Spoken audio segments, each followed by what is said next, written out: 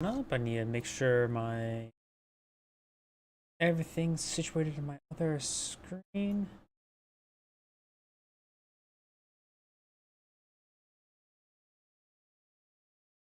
Great, go live.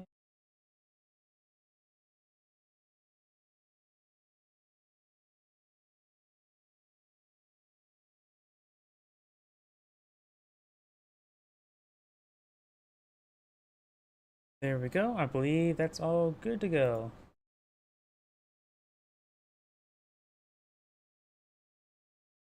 And yep, Rumble's up and going as well. Looks like everything is set on up. Perfect. So, let's go ahead and get started.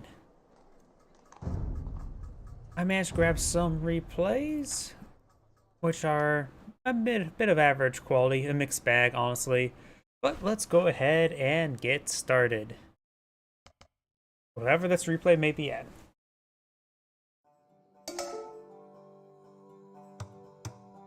Greetings everyone, and Grade here of another Age of Empires 2 replay. Spawned on the bottom right side as the red Tatars, we have Tomete. Spawned on the top left side as the Cyan Khmer, we have LB10. And oh yeah, these llamas make stupid llama sounds. And that really threw me off. So let's go ahead and get a little bit fast forward here as we talk about the bonuses for the Tatars. We of course got the villagers gain plus 50% food from herder, plus gather plus 50%, not gather faster, but gather 50% more. So these resources should last longer, or they provide additional when they drop off. One of the two. New towns to spawn 2 sheep starting from the castle age. It's not really a massive benefit, but then again, you can only build extra town centers in the castle age, and those dying llamas are really annoying the crap out of me. You also got the additional damage from finding higher elevation. A bit harder to pull off, but could be quite beneficial. And Thumbering and Partisan tactics for free, making a good cavalry archer civilization, which still have access to hand cannoneers. On the left side, the Khmer. What bonuses do the Khmer have? The Khmer is a siege and elephant civilization. No buildings required to advance to the next age, so it doesn't. It's a mid-initial. You're probably gonna get those buildings out of the way, unless you're going for some sort of fast castle, very fast castle. Farmers don't require mills and town centers to drop off food, so they are trickle in directly their inventory, such as like playing Age of Empires 3. And speaking of which, I see also fishing ships being utilized. And battlefields move 10% faster. Fast elephants actually is quite nice since they're already slow things. And villagers can garrison houses. Nothing too crazy. That food benefit is quite good. And the unique unit is, of course, the mounted ballista elephant. Plus scores, get battle elephants get additional attack, double crossbow, which gives ballista elephants fire additional crossbow bolts. And holy crap, let's go ahead and I hear. That's just a villager stabbing a tiger. But the red does spot this forward barracks. Training a handful of scout cavalry here. This is a relatively fresh one as well. So Cyan's going for some aggression. Much aggression even out at sea as well. Red deploy out his own fire ship. Does receive some first shots there. So Red's fire ships will go down, especially being 2v1. So Cyan's getting some great aggression there. Does deploy out his own little dock here to pull out the fire galley. So Cyan's applying some aggression. And it looks like he's largely successful. Even take out some fishing ships. I can't speak today. Fish and chip.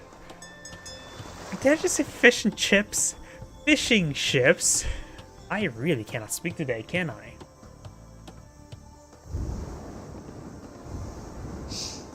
And now the dock is on the sea. Some fishing ships are still alive, and I just want to make sure stuff is up and going. Yep, and he starts being pursued right there.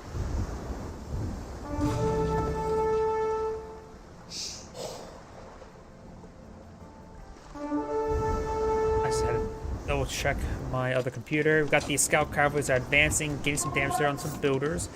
If we take a look at the various tabs, I can stop clicking on other stuff. We do, of course, have kills death. Cyan, of course, is getting some good kills for all of his fire ships. Red does still have more villagers. I don't know if that takes account to the fishing ships. But ships do provide a little extra food. Though he will, and is going to deploy out some ships on his opponent's side as well. He will eventually can convert them to fishing ships or fish trap ships. I cannot speak today. I really just cannot speak today. Scout cavalry are advancing or withdrawing, one of the two directions. Up north, you do got red counter-attacking with a spearmen and some bowmen. Going the aggressive like that can be very useful. Cyan also deploy out a wall here. No, that's a red wall. That's just a Cyan fire galley. And the stock will slowly go down, slowly being burned to death. And great, my cursor's going off the screen. I mean, do some alt-tabbing to get that fixed. And maybe that fixed. Nope. Looks like I'm gonna have to rely on my WASD to move around the camera. One of the spearmen do go down. And Red is trying to gauge his force. Does get some good stabs with his spearmen. Nice little dodge there. The skirmishers do miss their shots, and the Cyan scout cavalry is severely wounded, so the villagers may be able to stand against it. Over here, we need to take a quick look at these archers. I'm not sure if they got any kills just yet. He may be able to force these villagers back in the town center. Does spread his fire, throwing some rounds there into the farm. Any skirmishers, of course, will take apart these bowmen. That patrol move completely failed. And this red scout cavalry will get some shots there. Red's archers are here. The spearman could try stabbing that skirmisher, but it's not being well controlled. He is actually firing rounds of the house, not onto the wall segment either. Red is being taxed in multiple directions and not holding up all too well. Cyan's bowman doing some good work versus that scout cavalry. He will take out that skirmisher. Got an armor down here as well. Interesting. Cyan looks like to blow out some more archers. We switch over to red. Looks like he's going for Castle Age. That spearman does go down. These bowmen are firing more and more rounds into inconsequential buildings.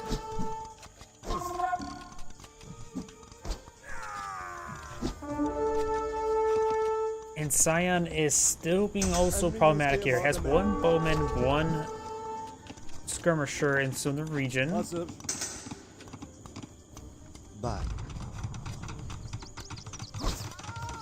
get some great hits there onto these villagers. Garrisons that house right there, very nice. It also gives the villager inside a bit of health regen. Does avoid the town center fire there. We'll be able to lob some arrows through the through the forest or jungle. These houses are keeping these villagers alive, very nice. But these guys are still receiving quite a bit of fire. Cyan's counterattacking with some more archers, a skirmisher, and a scout cavalry. And seeing some good damage right there. Spearman does get in the mix, but will quickly get focused down. Does get some free stabs there.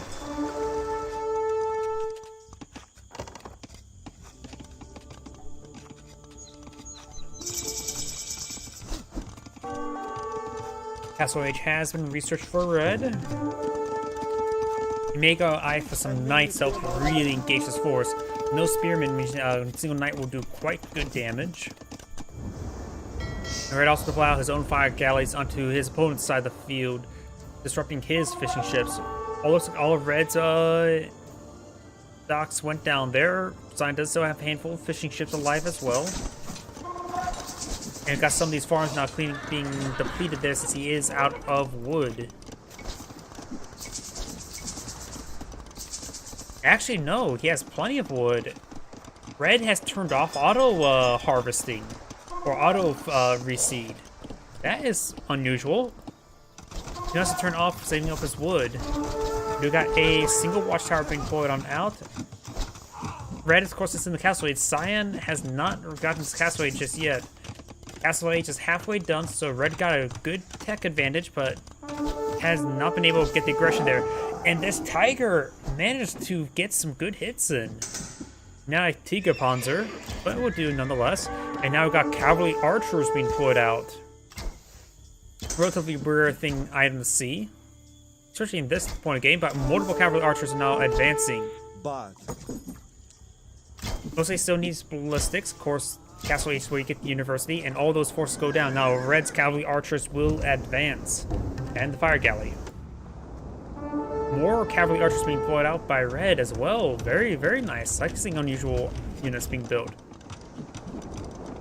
He's one of the factions that does get pretty good cavalry archers, having access to free Thumbring and Parthian tactics, which I think Parthian tactics is what's a Bureau Age?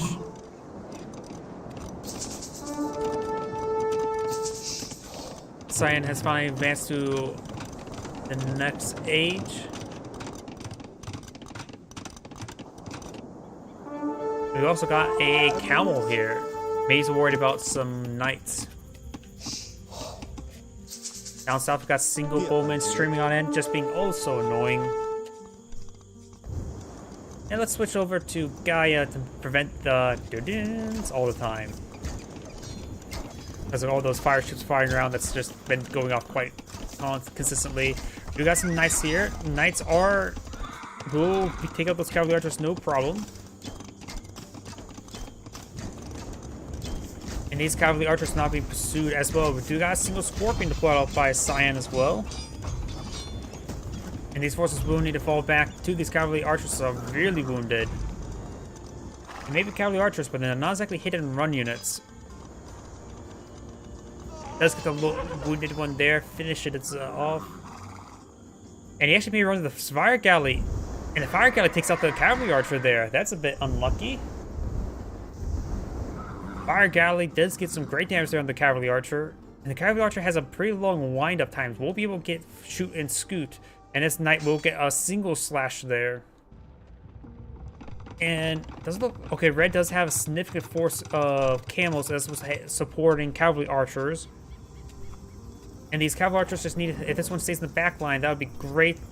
Camels starting to engage. Now it's time for the cavalry archers to throw some rounds in. Or arrows in.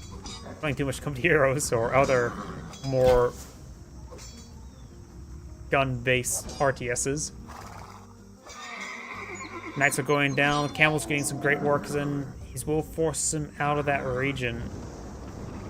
Fire galley still picking away at this. We still have these fishing ships still fishing.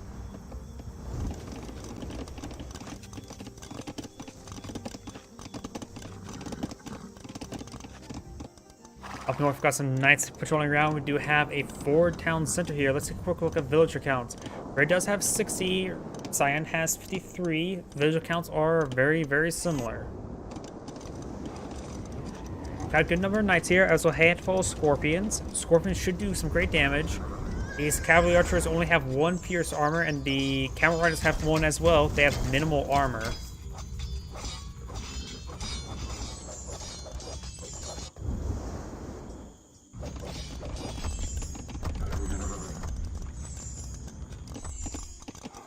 We do hear a monk healing these forces. And these knights are still patrolling around. Looks like it does have potentially have ballistics research. Let's switch over to red and see has ballistics research.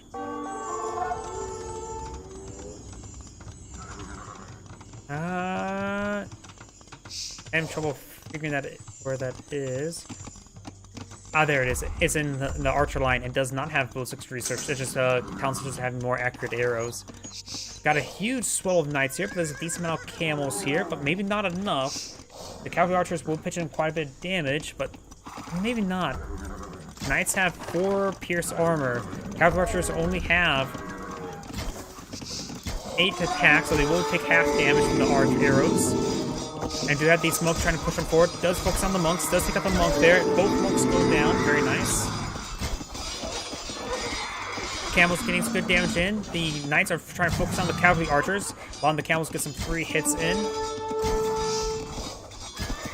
Another knight goes down there. A lot of knights going down. He's even going focus firing on the knights as well, but right now he needs to fall back. The camels have gone down. He needs a wave of spearmen. We've got a pair of skirmishers being pursued by a tiger, and since they have minimum range, that tiger can rip them apart. And you can't just throw a spear out and play fetch. This tiger may get some shots in, but it does pursue the cavalry archers now. And that's... The tiger's getting some damage, pins him up against the wall. And that tiger will actually take out a skirmisher.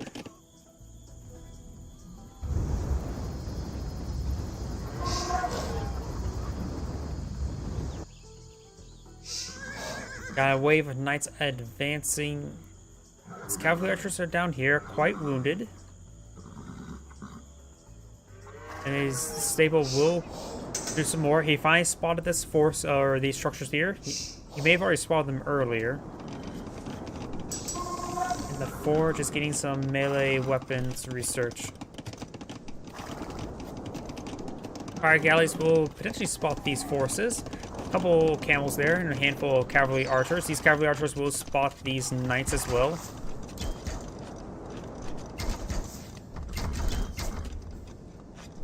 Does get some damage in there, but it takes a lot of arrows for them to get any good work done. They're starting to engage in melee. He's not microing them. He will lose all except for one. And he can't get them inside the town center because it's not a castle. These knights are being pursued by the camels, and these cavalry archers are advancing. We'll spot some of these fire galleys. We'll start picking them off with the cavalry archers. And it looks like one of the relics have been picked on up. Likely from Scion. We saw Scions had monks out earlier. And Scions also pushing up some scorpions.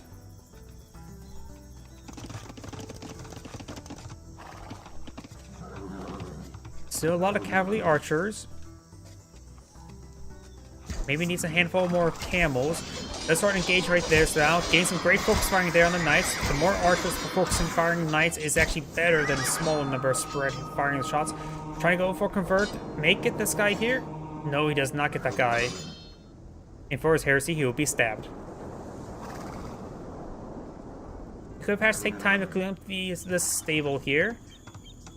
We've got a forward siege workshop now being poured on out, and this is the monk who picked up a relic. Try to go for capture there. Does get overwhelmed by the camels there. Cavalry archers being microed there as the camels will send a general attack order. And now all the camels are down. Does have the high ground bonus there, and Red's monk is now pushing way forward. Getting some good damage right there. Cavalry archers, of course, do work better in larger and larger numbers. So I suppose any unit would work better in larger numbers. And Red manages to take that relic back. The camel does find this fishing ship. We'll go ahead and stab it. And the camel does claim the kill of a fishing ship. We still have this fire galley controlling this part of the sea. We do have some walls being deployed out by Science World. These are full stone walls. Red does have a castle on the high ground here, though it's not exactly high ground if he advances through this direction here. So we're now advancing through that general direction. We do have these knights here. He does spot these knights there. Throw some arrows into the force. Doesn't get the low health one. And there's Red's force coming forward. Mostly cavalry archers, handful of camels to engage in melee. Let's see, got one knight there. Sounds like another relic has been picked on up. Another knight has gone down.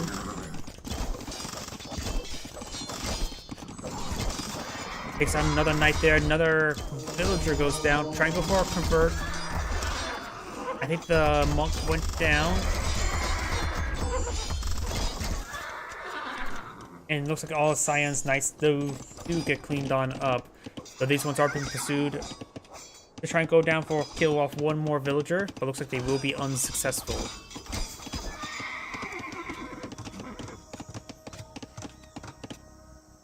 Just a fire galley there. Stone walls have been complete. We got a university here.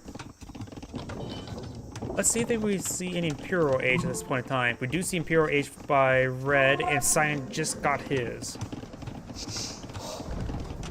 We got a dock here. May want to get out some escort ships.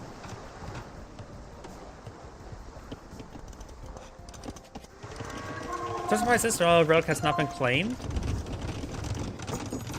And now I do hear a castle being deployed by Cyan. Red's advancing forward, does claim some villagers there. Bit overkill on these villagers, but if they're dead, they're dead. You can't really complain with that. Does get inside this house right there, so can't really get some of these villagers, but let's pick off one there. I hear more relics being picked on up. This one by Red, and I'm about ready to sneeze. Red will soon have two relics. There's a unit inside this town center. A handful of villagers he's mistakenly forgot to evacuate. There you go, he evacuates them now. And where is Cyan's monastery? There it is. Cyan has claimed for one relic, so Red will have a relic advantage. There's our easy relic here. Potentially contestable there, and that is an easy one for Red.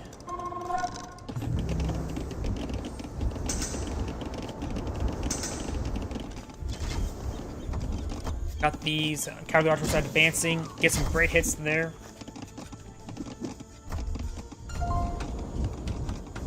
Another route has been picked on up, or maybe not.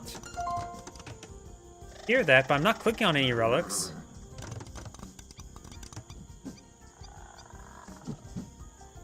Skirmisher will spot the elite skirmishers.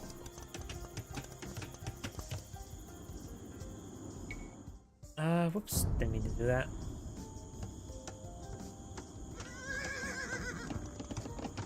See, Red maybe building up something for the castle. Could be a trebuchet. Nope, we got was it the heavy camel upgrade now being researched, almost completed. That would be very useful. So yeah, we've got the heavy camels now. Tatar's cavalry archers gain 2+2 line of sight, which is very handy. Self-spotting never hurts. Got a huge wave of skirmishers here. Skirmishers, of course, do have 8 pierce armor, so they only receive 1 damage from these cavalry archers, so they're excellent counter to the cavalry archers. Plus, they get a lot of bonus damage to them, if I remember correctly. More scorpions being deployed now. Heavy camels could go ahead and just start skirmishing, slowly taking out these buildings. And we do got these arms being manually not being resewn, or are being manually resewn. Got town center here as well.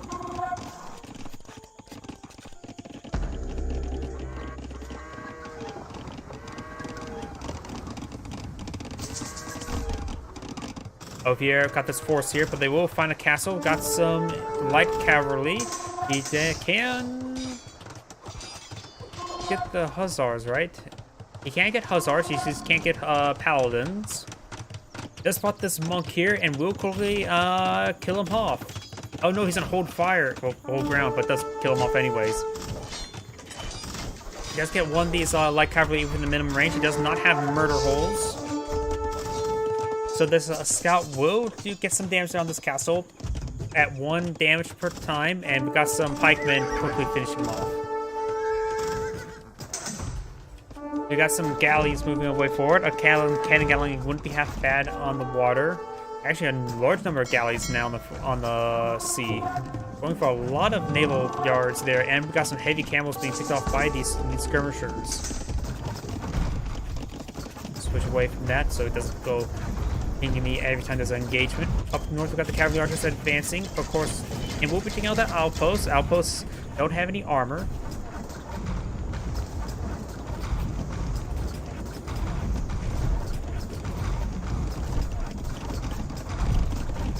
And start getting some rounds onto these villagers as well. Docks will be slowly picked apart. Over here we got Red's trebuchets now advancing onto the castle. They are fighting. Actually, that may actually be the same ground with this one here. This one here is definitely firing from the low ground. He's starting to repair up the castle now. He has a good number of cavalry archers to pick off these halberdiers. They have no armor, or 1 armor, I should say. The Cyan's getting some good hits there on the villagers. If you get the villager count here, Red has 107, Blue has 124. Looks like some of these hussars are starting to engage these galleons. And some of these cavalry archers do get hit by the castle.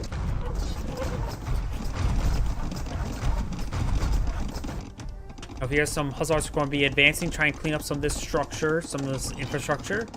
Brass in line never hurts. And now got a huge wave of elite skirmishers advancing. Hussars are going to be advancing. And so is the heavy camels. Cavalry archers are also advancing. Castle's still getting repaired on up, spending a lot of resources to keep that up and going. The castle is providing a good hard point. Does actually throw some rounds of that castle piece there by accident, which is actually quite important. Ships are still engaging at sea. Has to avoid these heavy camels have to avoid these halberdiers. They will get ripped apart. Hussars are going to advance. And the trebuchets are still firing away. They're not being packed on up. And some of these cavalry archers are getting picked apart by these skirmishers. And those halberdiers do win fight versus all these hussars and heavy camels. Not exactly a good fight for them. And it looks like villagers are pushing way forward, engaging these halberdiers. More hussars and camels are advancing as the cavalry archers are getting some great hits there on the halberdiers. And looks like he has taken out the castle. He did have very little stone left, so maybe he ran out and bought some at the last moment. And Red will manage to push his way through the northern area as Blue is still engaging from the sea, and now got some cannon galleons engaging these forces.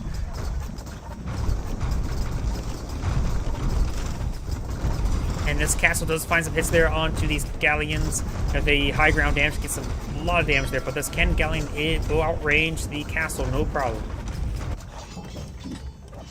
Red's going to push his way forces into this base now. The trebuchets need to start advancing towards the town center. We've also got some walls, various walls, house walls, stone gates, palisades.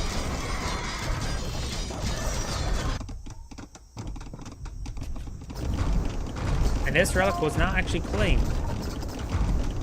I believe that was the one up north. This one has not been touched either, and that one's a easy one to grab for Red.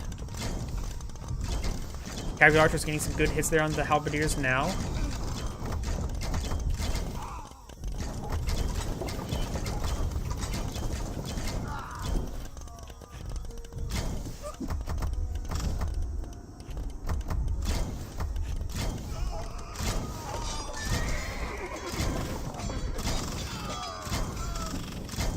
Good hits there. Hussars are getting some great hits there onto these skirmishers. And halberdiers do find some angles there onto these trebuchets. They do only have 2 armor, and halberdiers do have 10 attack.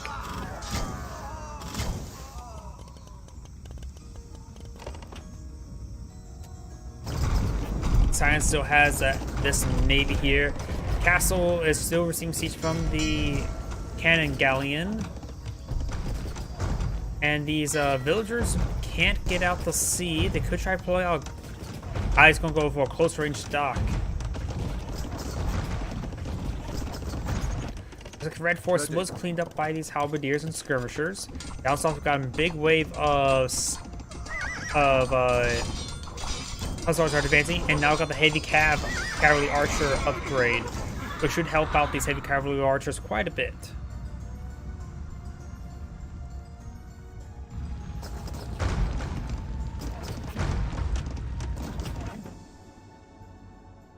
Galleons start pushing the way forward. Got a number of cavalry archers in this region as well. He may need to get out some fire ships. Some of the stables are being cleaned on up now. Down south, Red is engaging, trying to go for the cavalry archers. Let's get one of the heavy cavs.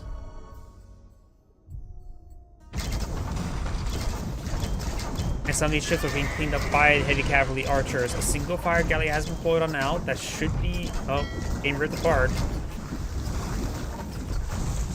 And trebuchets haven't fallen back, or maybe those are fresh ones. One of them's on fire, so they're not fresh. Or mint condition. Tried to go for some more walls there. It was unsuccessful. And now we got some rams deployed out by red. In fact, actuality, that's a red siege workshop. Capped rams deployed out by red. We've got rigger battering rams deployed out by cyan. And it looks like the cyan ram will find the red ram, but red's ram will barely stay alive. These battering rams should do some good work for that town center, but they're all quite wounded.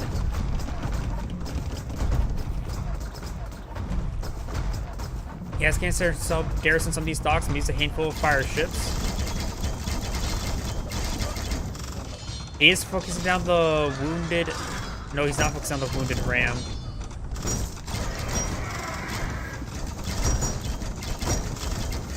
Focusing on wounded ram would allow him to reduce the ram damage output by half. But this entire region will be cleaned on up. There's still another cyan castle right here, and we've got a good number of skirmishers, halberdiers, and some capped ram now making their way forward. Fire ships are now pushing their way forward. Getting some great damage there. Halberdiers still in the region. You do have the good wave of winged hussars to deal with those rams. And these force buildings are finally being cleaned on up. We do have some of these villagers here, perhaps eyeing to pull out something.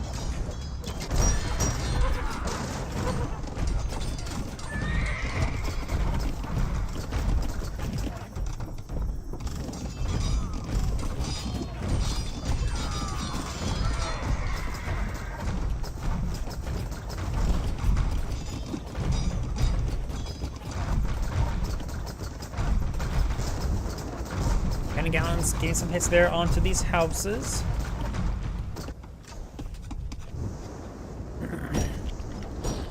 And now these docks are going to be receiving some fire from these fire ships. Do hear some capped ram, not shots, but ram hits onto these garrisons.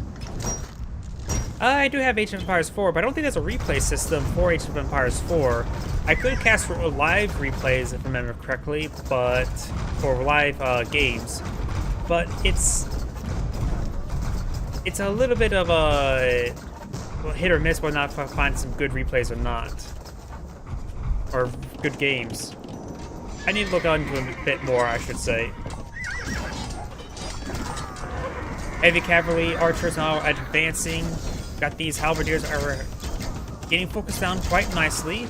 Red is maintaining some gold-based units while blue's been based on goldless units this entire time. He does have some gold. Well, if he focuses a little bit more, perhaps get some gold deposits. He needs these gold deposits.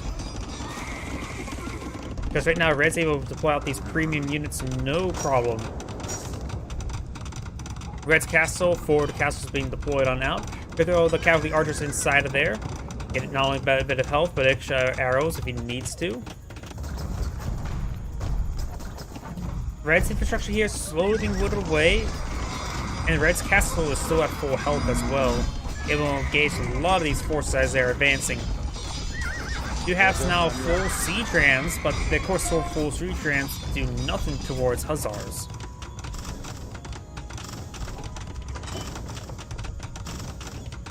Red's Ford Siege Workshop here is going to absorb some shots, which could allow these units to advance a bit more aggressively. Red's has Trebuchet trying to go for our Trebuchet war now. And Red deploy out bombards. No, he cannot deploy out bombards. But this Ford workshop, Siege Workshop is getting hit. Red is actually going for the castle itself. He's trying to get out some rams to break through this wall. The castle will likely go down. He's just trying to get out some more trebuchets.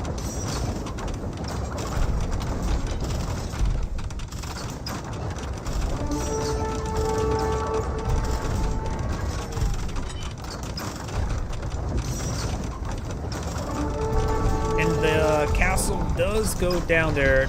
He has currently 3 trebuchets now deployed on out versus Cyan's 2. Cyan will need to fight some counter barrages and do have this trebuchet being deployed out. But Blue's castle will go down. Do have a single siege ram here. Should be able to put some holes in those walls as the castle goes down. Halberdiers may try advancing to stop that siege ram, but he's not going for the siege ram. The heavy cavalry archers should be able to do some good damage across those forces. Going straight for the trebuchets there. The siege ram is making some great dents in that wall. And got the box formation deployed out by Red's heavy cav archers. And these hussars should be able to get quickly focused down. Switch over to Gaia. A little less notifications there. Good number of skirmishers are pushing way forward. Scouts coming on board trying to deal with these heavy cav, but they're getting hit quite significantly. These guys on the forward ground remain deep on defensive or aggressive anything. Right now they're just sitting ducks. Or sitting horses. We also have some heavy camels being deployed out to support the heavy cavalry archers.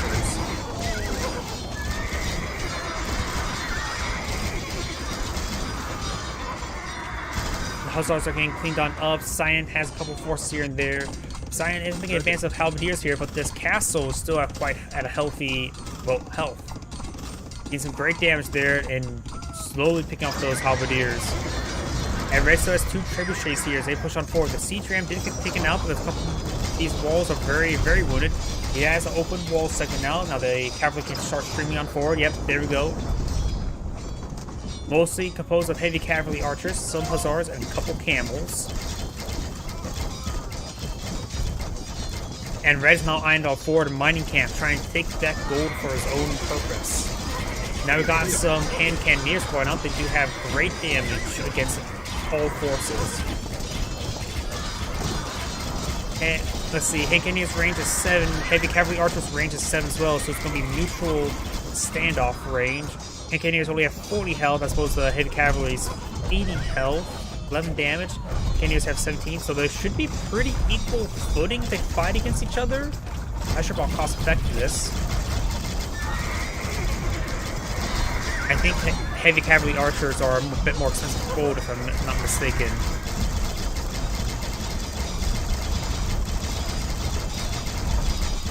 I started to push way forward in this region. Science deploying out some trebuchets.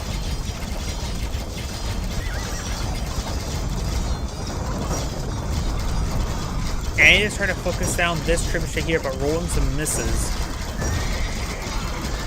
Barracks will go down for these siege rams. Heavy archers still pushing way forward, but hitting the lumber camp is not what he wants to hit. Let's get on the other side of the wall, uses his own wall as a choke point.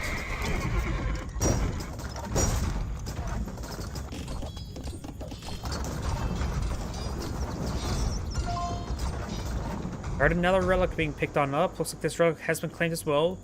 And he put a monastery right next to relic to make sure it gets picked up quickly. And Red's also going for this bit of gold up there as well. Red should have a higher quality force for quite some time.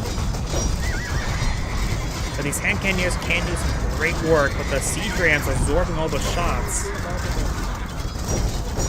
And the siege rams now engaging in melee against these forces. I have no idea if that's going to be any effect whatsoever. But the heavy cavalry archers should be able to close distance now.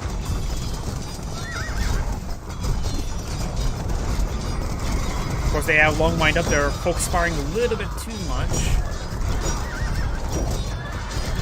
He's getting some great damage there on the hand cannoneers. Got a lot of ships here for Cyan, but they're receiving some ram fire. And hand cannoneers, they're almost all whittled away. There's apparently just 8 left now, 7 left. Red trying to go for a forward dock here. We've got some heavy fast fire ships being deployed out from the far side of the pond.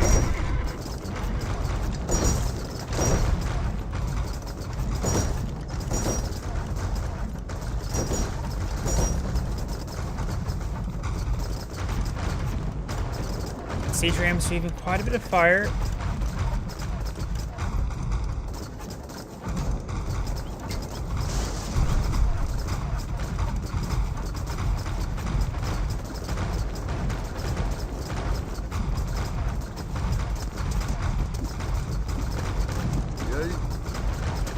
Cannoneers are getting the mix as well. There's a big wave of hussars now being grouped up, and Red's going to take time to clean up some of these wall segments to make a wider opening. More siege workshops to be deployed now. We may see some other various siege units. So it could just be for more siege rams.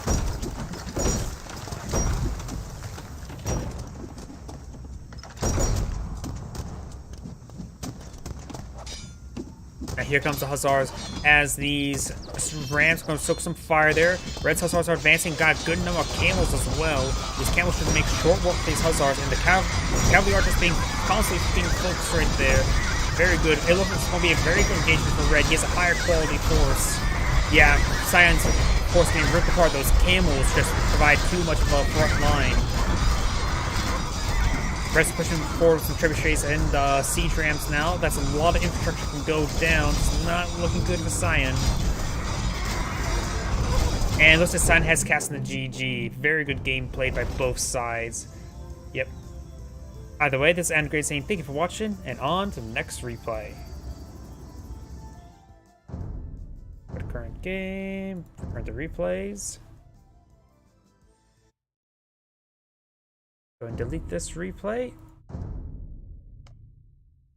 And did I? Oh, that's a 2v2. So we got a 2v2 coming on up. Oh yeah. Do you remember in Age of Empires 2, back when you had to research technology to see what your teammate's doing? Greetings everyone, and Grade here for another Age of Empires 2 replay. Spawn on the top side as the Yellow Bohemians, we have Rez. Spawn as his teammate as the Red Vietnamese, we have Tato XP. I have no idea how to pronounce that. Spawn as the opponent as the Blue Persians, we had Videv, and as the Green Aztecs, we have La Banana Minimosa. Let's go ahead and do a quick recap on top. Bohemians civilization. We got, of course, gunpowder, monk, blacksmith, and universe costs a little bit extra wood, which is handy, but nothing crazy. Chemistry and hand candy is available in Castle Age. Oh, I hear a combat. I think it's the Eagle Scout stabbing something. Yeah, looks like the Eagle Scout and the Scout Cavalry are stabbing each other. And a boar is being brought forward. He actually has one boar slowly sinking to the ground right there. Let's see. Spearman line deals 25% extra bonus damage. Very nice indeed. That's always handy to have extra bonus damage for them. And Fervor and Sanctity affects villagers. Sanctity is the increased health. I forget what Fervor does. That's maybe the increased movement speed. Over on his teammate as for the Vietnamese, their bonus. Go ahead and fast forward once again. We got is an archer civilization. Enemy positions are revealed at the start of the game, so basic free reconnaissance. And economic upgrades cost the wood, which can be quite handy. You can spend less guys on early game wood. Archer units are... Oops. Just scouts poking around. Archer range units have a little bit extra health, which is always nice to have. It just makes it so that if you guys have to stand and fight, they can stand and fight better. And conscription is free. Spawning for the Aztecs. The Aztecs, of course, have villagers gain a little bit extra carry weight, which is handy, but nothing crazy. Military units are created faster. Handy indeed. That's actually pretty handy. Monks get additional hit points for monastery technology. Very nice if you want to go for monks. And a little bit extra gold to begin with. And for the...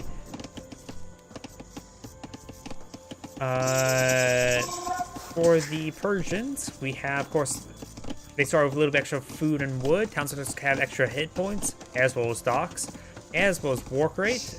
A little faster work rate starting in Feudal Age, not in Dark Age. So, yep, Persians are originally known for town center rushing in some of the earlier iterations of the game. Got a scout cavalry in the center of the map right there. And so looks like stone being gathered up right there. As the scouts, we got a bit of a scout war here. 3 scouts here versus Red's 2 scouts. I can see yellow is also pushing way forward. We get blue over here, yellow over here. Yellow has a scout and archer here, with a pair of archers advancing onto the Aztecs' archer range. You may want to keep out some skirmishers at this time. Blue does find a bit of exposed builder right there, and not fully walled off. We do got a single palisade wall. Incomplete. And Blue's going to have to bring back his own scout car to deal with this. He has a pair of scouts here. They're not falling back. Scout does get some more hits there on these villagers. Arrows are flying wide, not hitting these scouts. So overall, red is receiving quite a bit of aggression. Yellow does have a bit of force around a green's base, but we've got some green archers now being deployed now. Green now has 6 archers deployed out on the field. Yellow has some reinforcement archers right there, but they're both split up. They can either get a big concave or they will get picked apart.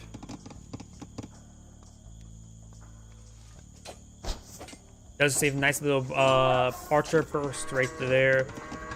Blue's pushing forward to some more scouts. Something blue died right there. Maybe it was a scout. These scouts are still lurking around. And it looks like the Eagle Warrior and the archers are pursuing these forces. Let's take out an archer there. Very nice. This scout is not an aggressive nor defensive. It's in a hold ground state. And getting some good damage there on the yellow's archer.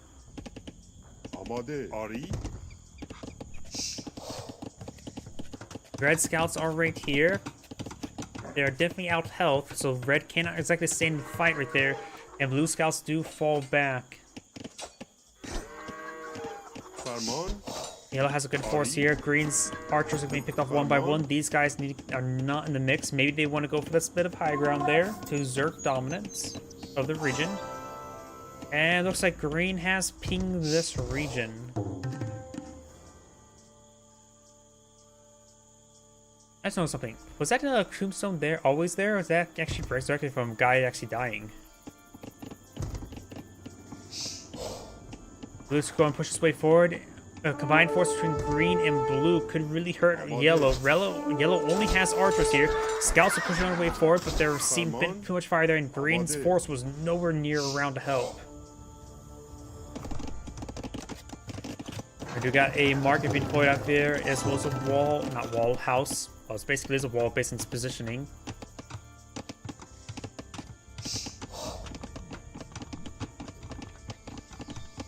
Blue's scout cavalry is going to be eyeing to skirmish around this area.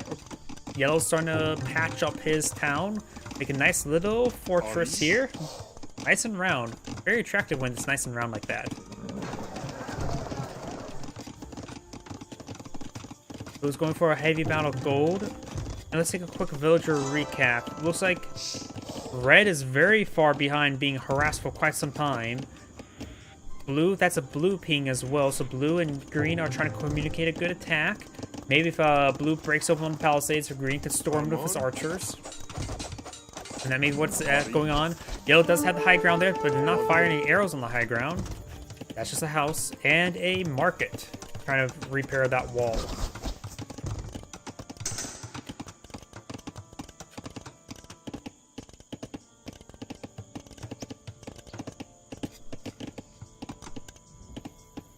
And it looks like green and blue may want to eye to go towards red. They know that yellow has a decent position here, so going for red could be quite useful. Let's go ahead and fast... Nope, looks like green may be eyeing to apply some aggression still on yellow, as blue will be heading towards red. There's, of course, a big opening here. Slowly patching up that walls. Also got a palisade gate here. Red does manage to break through, finds that giant opening there. Got a single spearman here. Spearman does take out one of the scouts, and 2 spearmen now trying to ward away his opponent. We got a ping here from blue, asking for some support. And it looks like yellow and red have both went for fast castle. Blue has gone for castle as well, so it just remains green to get castle. And castle is on the research queue, just starting, however. Blue is trying to say, hey, I need a bit of hand. Sees these skirmishers, or not skirmishers, spearmen. And we'll find this opening there, so green and blue will make a breach into red's base, and red needs help. He has no military, nor enough, looks like any stone even collected for a castle. Yellow does have a sizable force of crossbowmen. Comance? Wait, that audio line, that sounds like that's from Age of Empires 3, and that's from like sound effects for like Native Americans, not Bohemians or anything European. Tiger pitching some shots there. We've got some red knights here for defense.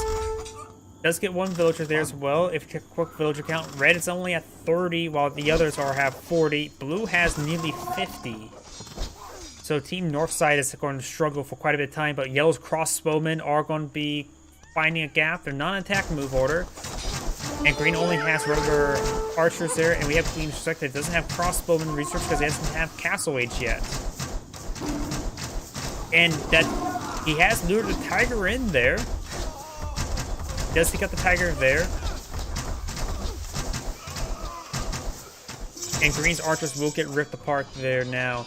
But Blue's still streaming some knights, but Red has his own defensive knights here, so Red should be able to stabilize his own region. He does also have a second town center here to get him back in the game. And we've got some low wood for Green, and he is actually low on wood, not automatic seeding turned off. The last game I casted had one of the players had automatic reseeding turned off.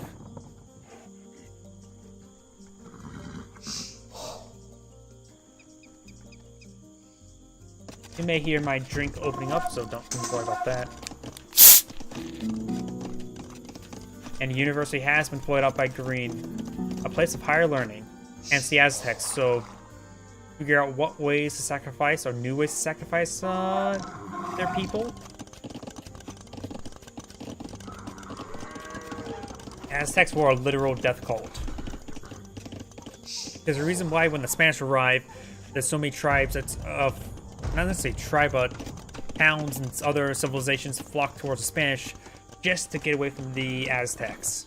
Because the Aztecs, they would kill them in the name of their gods and for their gods. And then take your blood and anoint the entire city with your blood. Ooh, Green has the high ground advantage. Getting some extra damage. More important in this case, probably reduced damage income, because it looks like he's doing a bit of overkill with his crossbows. But they start getting whittled away now. Yep, now he's getting enough damage in. Starting to micro this one here. Got a single hand cannoneer. A Castle Age hand cannoneer does roll a miss there. Some more hand cannoneers advancing, getting some hits there. Does dodge with that guy there, doing some dodging, very nice. Ooh, these guys, that hand cannoneer is wounded. Hopefully he has a monk to get that guy healed up. But nope, they both go down. Doing a good job of microing that force up there. Red's knights have broken a line. There's a down house there, and we got Yellow's crossbowmen getting some great hits there on the Blues villagers. Blues had the most amount of villagers, but now they're getting killed. But he still has almost 70 villagers, while the other people have only 50s. And Red's still below 40.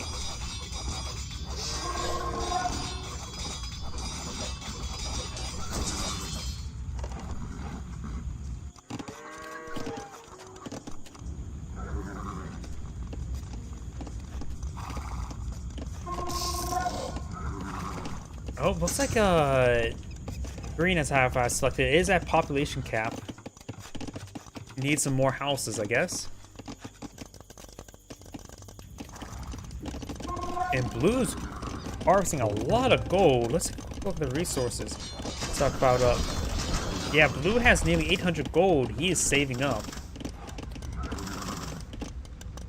Outside gate may go down. Looks like it does not.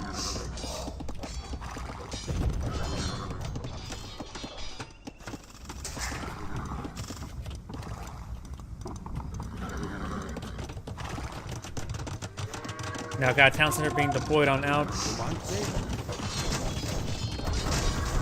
get some good hits there on the villagers. And we got these palisades now being hit as well. Blue's coming for a massive flank trying to pin these forces. Yellow's crossbowman will likely go down.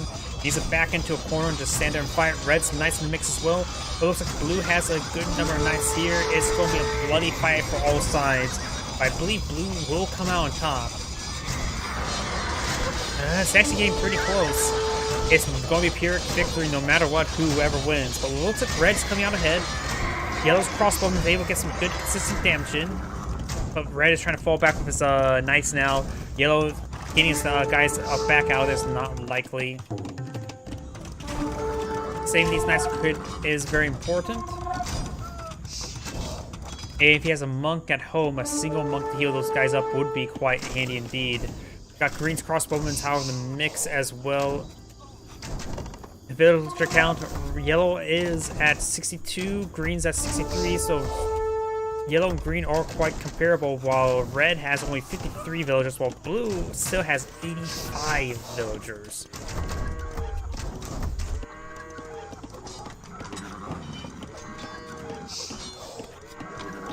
He will not get through the Palisade Gate there. Blue's going to be transitioning to hit Yellow up north now, so Yellow does have a good number of crossbowmen.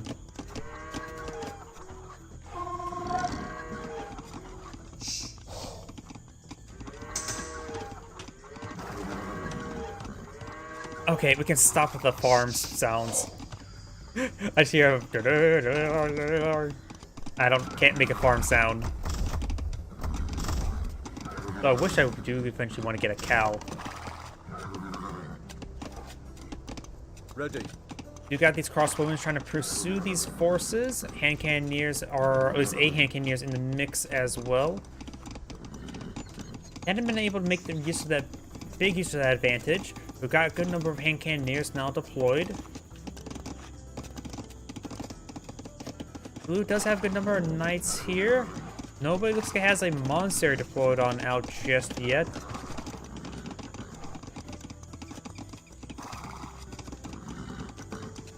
Yellow has a good force here. They're on some ground, not necessarily high ground at this moment. Getting some good damage there. A lot of knights are severely wounded. Green's crossbowmen will be starting to advance. Yellow needs to back off a little bit. There's a high ground advantage here. It's not going to be pretty fighting against that. Hand cannoneers, of course, can do some good damage versus knights. And Blue's just getting his forces ripped apart.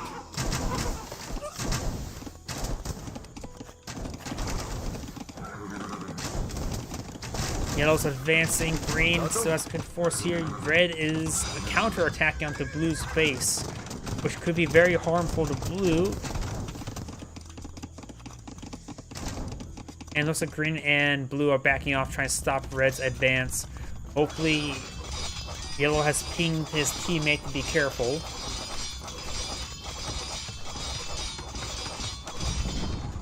And now these knights will go and break through the line. They need to be such aggressive. They're not really...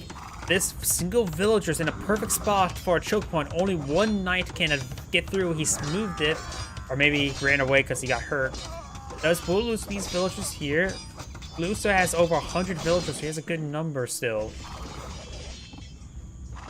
Losing these villagers is not a massive problem. However, Red cannot be losing these knights. This will be a massive loss for Red. And Green's going to push forward with crossbowmen as well. He doesn't actually put them on attack moves as well, so he will manage to get away. Yellow's big force here can make the difference, and he's going to be on the high ground as well. And these forces start stringing on forward. Yellow's in a great position. Red needs to protect his teammates' ranged units. Yellow's getting some great damage there. Maybe Red can hit some of these crossbowmen.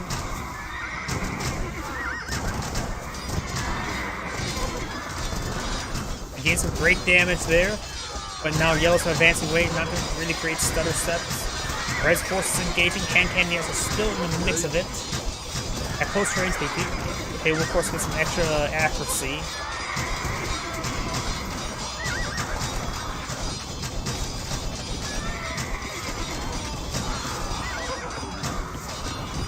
And it looks like all of Blue's knights have gone down. Green's crossbowmen could be focused down next. Red is streaming some reinforcements, engaging Green, however, maybe hitting some of the, trying to cut off those reinforcing crossbowmen. And Blue's going for a forward town center. That's not a castle, but a town center. Looks like Yellow still has... Actually, Yellow may have lost all of his hand cannoneers. He does get the town center up there. Red is trying to hit that town center. It's not a good idea at this point in time. But he is streaming some more knights to hit it. And if Blue loses that town center, it's not going to be a massive problem because he has a lot of villagers. He doesn't need town centers for additional villager production. He can use it for a nice forward resource protection and harvest collection point. A relatively safe one. Looks like these red villagers are advancing. Not sure for what. Maybe lines for some structures.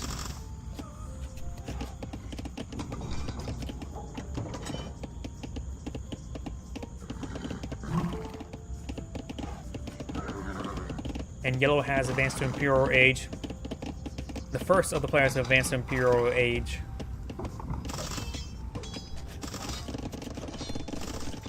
Here's some slices, and not sure where. Oh, right there.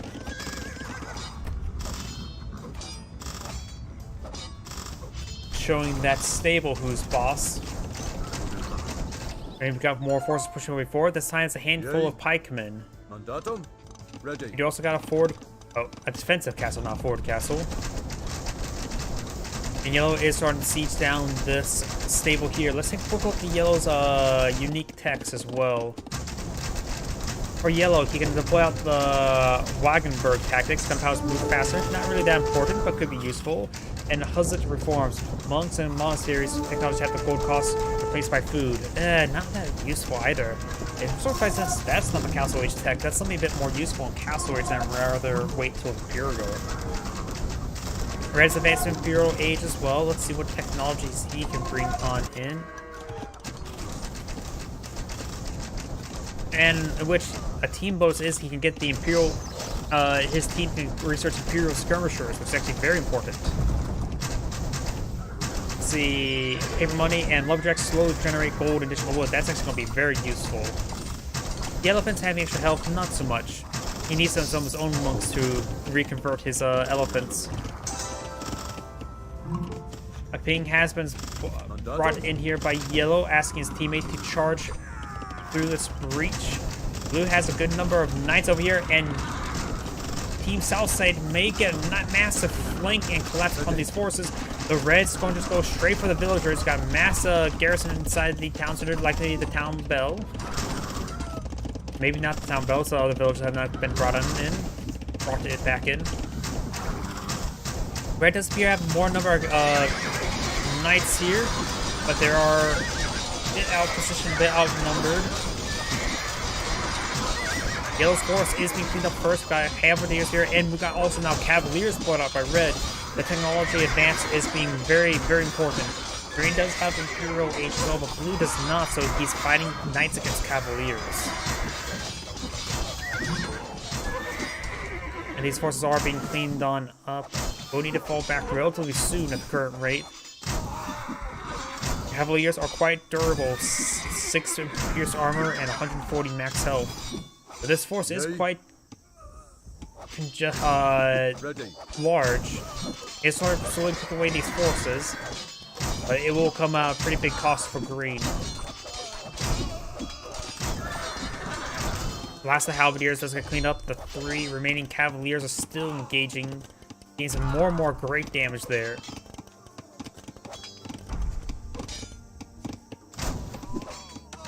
And he's actually going to lose potentially that entire force. Now Red's additional Cavaliers are advancing. Blue still has his Knights here, but there's a handful of Cavaliers here. And we'll get some great damage there onto these green villagers as well. Green has... Wait, why does Blue have 167 villagers? That is way too many villagers, though he is spending all his resources.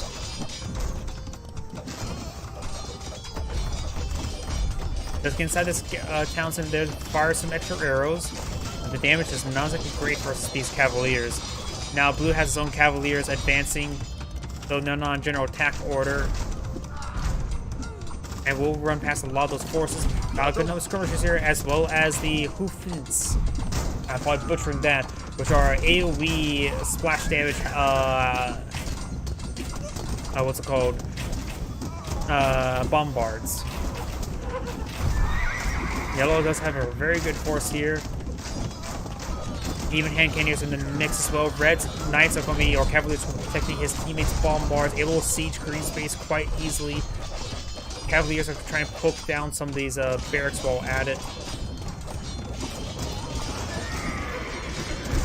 And these hand cannoneers will rip apart these trash units, no problem. They have high damage, bonus damage versus these infantry units. Red and Blue's Cavaliers are engaging, but looks like Red will win out. More barracks have been brought out by Green, who needs to get out some, eventually some Eagle Warriors to help close the distance.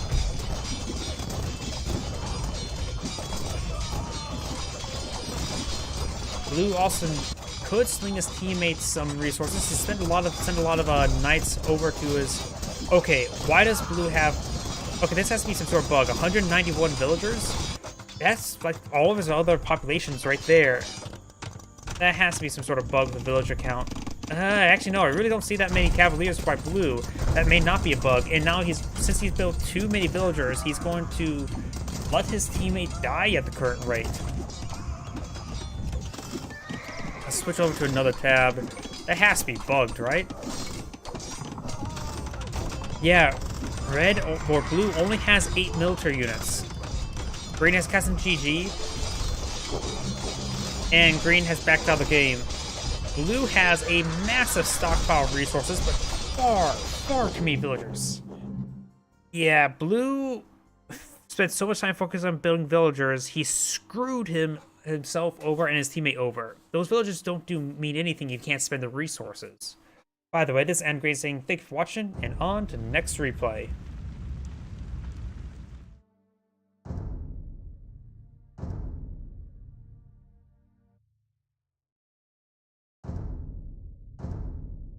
Let's see now. Poles versus Cumans.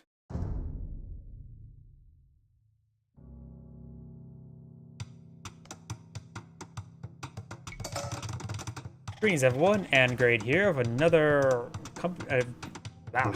Age of Empires 2 Definitive Edition replay. Spawn on the left side as the red Poles. We have a foreign name. Spawn on the right side as the blue Cumans. We have Vitals. Nope, the Poles bonus. They are cavalry civilization here. Villagers regenerate 5 health per minute and increases per age, so they don't get some nice little bit of health regen. Just making sure they have a little bit more survivability. Bulwarks replace mills, which of course does grant a immediate rebate or immediate collection on freshly planted farms, as well as being ever so slightly larger, allowing you to get a bit more even placing mills or farms. And stone miners generate a little bit extra gold addition to their stone, which is a little bit handy. So you could go ahead and go for perhaps some early tower build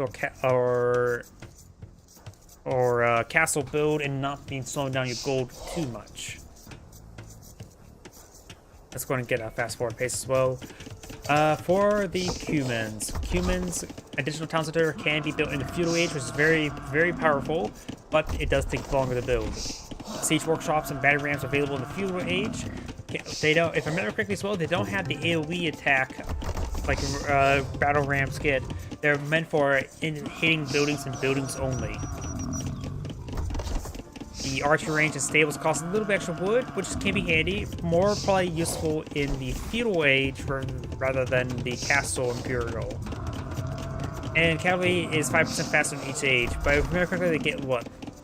The technology, they don't get the speed technology, so it's overall net benefit and free, but it's not a maximum benefit sort of thing.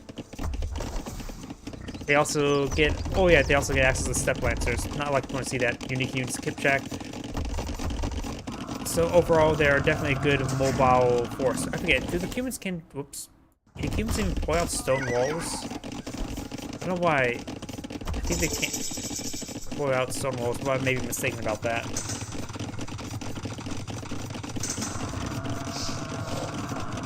I must be mistaken. And those cows are dying because they're getting harvest collected. We got some early palisade walls here, so red does get walled off his region. Cumans are more likely to be aggressive with the cheaper stables and archer ranges. This is very unsustainable. And we got some bulwarks now being pointed out, even before all of the cows get collected. Blue's deploying out his own farms now. He still has no more cows remaining. Does this map even have boar? Or deer? Am I mistaken, or did I not see any? There's some crocodiles to replace the wolves. But yeah. And the stone's mostly up north and down south in this map. There's some bit of gold here and there, but the heavy amounts of stone are up north. We also got some stone walls being put in now, so red's going for a very, very turtle style. We got a good amount of stone actually in the central starting point here, as well as the same amount here. A little bit more exposed for blue, but he's likely to be more likely to go on the aggressive than red. More full works are being deployed on out.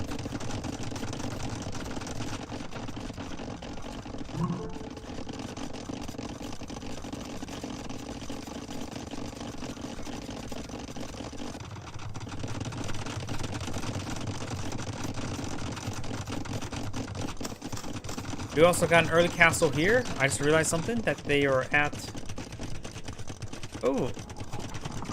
That's interesting. If I were to slow down the replay, these were the two players from the previous game in the 2v2. So it looks like there's a little bit of a bug in the replay system where it keeps these guys around. So ignore these two. Those were actually from the previous game I just casted. So that's sort of interesting. That's a bit of a bug.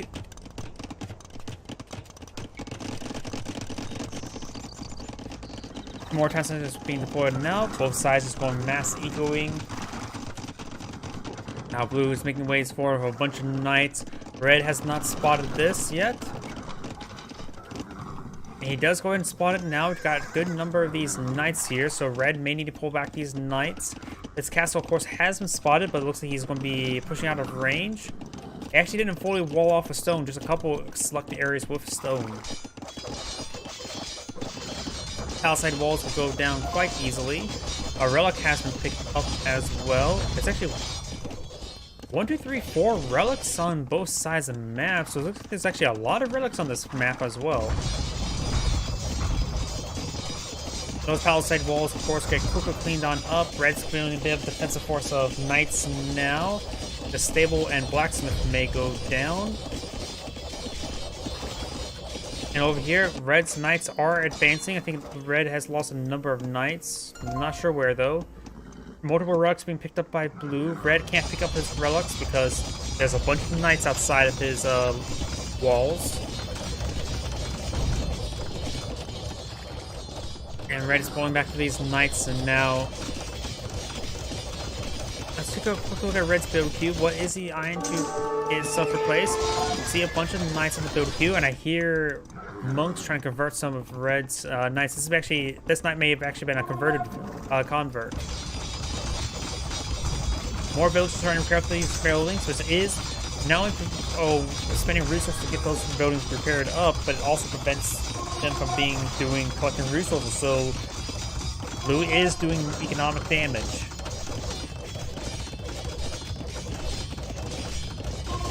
And he's forced a lot of villagers to be pulled off the line right here. Red's going for more and more knights, and now eyeing a castle here now. He does go and break this line here. He needs to throw these knights into that breach immediately. Red has a good number of knights here, and a bit of a better concave. Now that's a bit of a choke point here. Blue does counterattack there, doesn't fully commit, allowing red to get through the breach. It's hard to say who's actually has some more knights. I think red may pull out 12 and 3. 11 and 3. So red actually has one more attack upgrade as compared to his opponent, and now the castle has been built. So this area should be very secure. He does those knights inside this garrison to get much needed health regen. Very, very nice. He will need out his own monastery out soon rather than later to get out some more, to collect these relics. And blue has a massive lead of villagers. I don't think red has actually deployed out a second town center just yet. No, he has. But red has 55 villagers. Blue has 94. Blue has a massive economic advantage.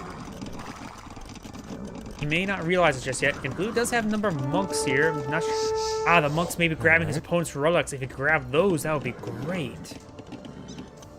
That means that's more permanent gold income at a higher rate for him. I was going to say, he could use the monks to get these guys healed up, which can be very handy indeed, sort of like how Red is healing up his knights through this garrison. We see Red going for more and more knights. Blue's going for Imperial Aid and more knights as well.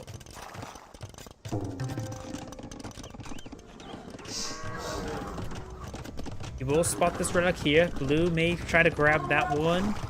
He also knows about this castle here, so he has to keep his distance. Does pull, evacuate his knights out there. Maybe he needs some herbal medicine to get these guys healed up.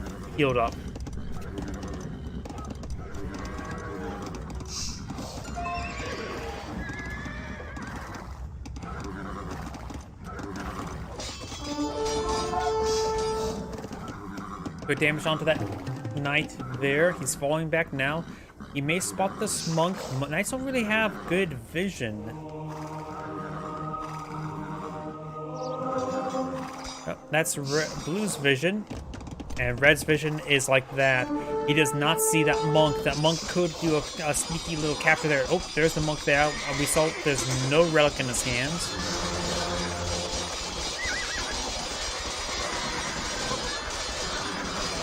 And it looks like Red managed to get the better engagement right there. Blue will lose his knights, but his better economic situation will make his situation better. Knights here have 12 and 2. Red steals down a weapon upgrade from the blacksmith. Red does win that fight quite handily, but he's not in a good position to advance. Blue has a massive reserve of knights here. So if Red advances, Blue could be quickly crushed. We also have some oblique, which are the they remove armor from units, if I remember correctly. Blue's going for his Cavalier upgrade, which will give him a massive boom, or massive lead against Red. He will lose some villagers here, but that's not a huge issue. He has plenty of villagers compared to his opponent. Monks may grab a knight or two. Include amount of damage coming out these forces. Blacksmith upgrade right there. Cavalier's about ready to pop on out. Does Red have... No, he does not have Imperial Age right there, so Red is not looking good. And Blue's even taking time to collect these 4 gold deposits as well. That will deny his opponent so much gold income. Red is pulling out 4 townsend here to claim that gold. And here comes the Cavaliers. He sees Cavalier. Give him a good amount of damage. Now he's 3 damage ahead. Additional 20 health and armor. And Red is backed out of the game. Seeing Cavalier there. He was not going to win that game because we could just see by this, even this gold here. Red will be starved out of gold very, very quickly if he continues the night game. And he will continue it and lose it. By the way, this is Adam Gray saying thank you for watching and moving on to the next replay.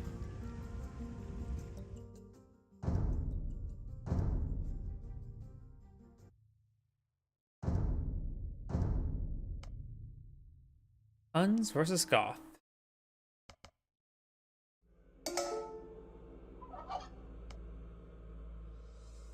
Greetings everyone, and Grade here with another... Can never get this right since I haven't really cast all too much of them. Age of Empires 2 Definitive Edition replay. Spawn on the bottom right side as the Red Huns. We have Ranger on tour. Spawning as the Blue Goths, we have Ylur. For the advantages, Huns do have a pretty sizable buff throughout the game of not needing to build any houses, which is so convenient, but it is diminishing returns as the game goes on longer. But it's so nice in the early game. Cavalry Archers, of course, cost a bit less in a Castle Imperial, and Trebuchets have a bit more accuracy, which is not that important, but useful sometimes. And he also has the technology of enemy relics generating 50% less resources. That's an unusual technology. That atheism is just it's not very useful, honestly. But it has its niche roles. And for the Bohemians, or not Bohemians, Goths. Well, speaking of which, we are seeing one of Goth's earlier advantages now. We do have the infantry cost less in Dark Age, minus 20% in Dark Age, so we will see a militia rush here. We probably may see more militia. Infantry gets additional attack versus building per age, starting feudal, so no additional attack in Dark Ages. So imagine it's a +0 attack in Dark Age. That's probably how it's coded. Villagers get +5 attack versus Wild Boar, which is handy, not critical. Loot resources instantly, still need resources for it. And +10 population in Imperial Age, which is actually, I think it's actually maximum population, so he's able to get 210 max population, which could be useful. Anarchy is useful for Huskarls at barracks, and Perfusion is additional barracks working faster. Also are definitely the Swarm faction. The Horde faction is of course, the Khans, the Mongols, because that's literally their definition, Horde. But the Swarm faction is definitely the Goths. Militia still engaging. We see another pair of militia advancing. So a bit more of a heavy militia rush than what people usually see. And he's still hitting this stuff. He can't really go towards the town center. He quickly gears inside and they throw a bunch of arrows. And it's for the game. Militia not too terribly different versus villagers. See here, militia has 4 attack, 40 health. Range, I'm going to sneeze. Villagers have 3 attack, 40 health. And we got +1 armor here as well. Because the Huns... He already has +1 armor for Huns? Oh yeah, there's some sort of bonus for that, right? I just read that off. Or maybe not. Yeah. Yeah, they already have armor. That must have been from Loom. I must be going crazy.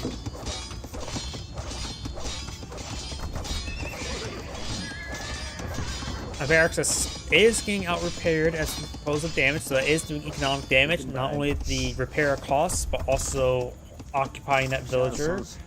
Getting some great hits there, even walling off that little area to get some more arrow hits there, taking out one of the militia.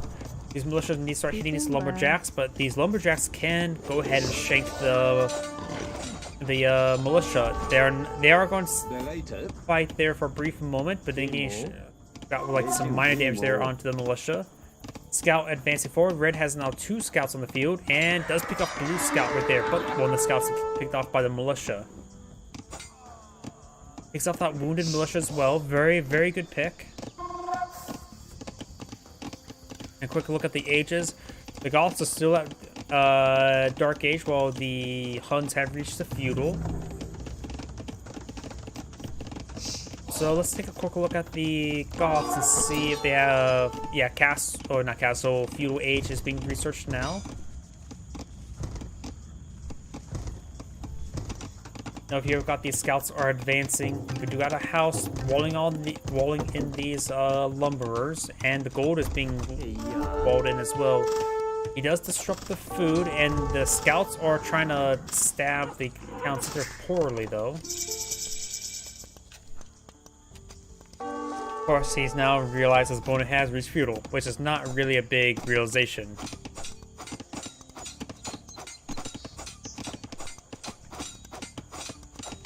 So this wall segment, this palisade wall is being stabbed. We got a single spearman here. If we take a quick look at the health of these scouts, Scout has a little bit of damage onto him. 39 health. I think they get, what, plus 15 damage? So I still think it needs to take 3 stabs to kill this guy here. I could be mistaken. Militia still roaming around, being annoying, but not a massive threat. We got some more spearmen being deployed out by blue now. Red split out some archers now to engage these spearmen. Gain some great damage there. Takes them out. And we got some more walls here, but these walls are not going to be very useful versus these bowmen. Does stab one of those scouts there with the villager. And I just realized that's not a wall, that's a watchtower. This watchtower will help secure this region. It does throw some villagers in there to get some extra arrows. Let's get some damage there. Here are some...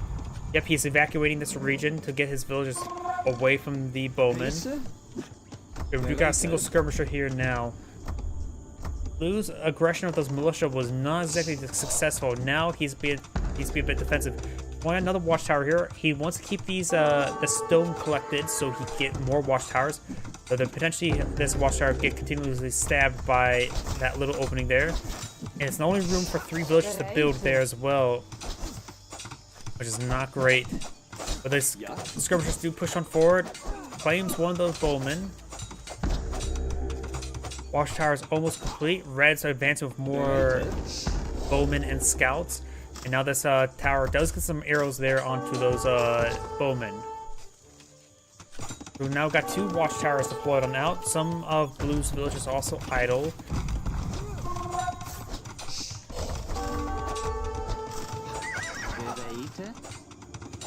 That villager does get cleaned up.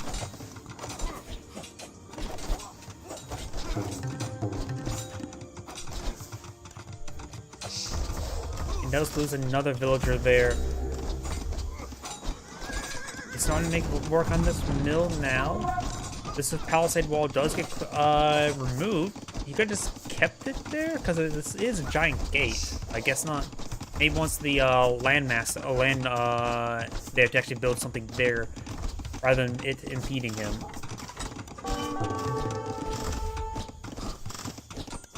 Spearman does find a nice little stab there. Got some blue bowmen being deployed on out. And got still more red bowmen streaming on in. Red supplying some great aggression there, but we've got forces everywhere for both sides. So overall, pretty dicey game for Blue. Blue may be in a bit of trouble right now. Scouts are roaming around. Could see the spearman maybe get a stab in to finish off this wounded one. Though it looks like some of the arrows are starting to find their mark as well. Some of those scouts are so wounded. Opposite side of those forces there. Get some great hits there on that bowman.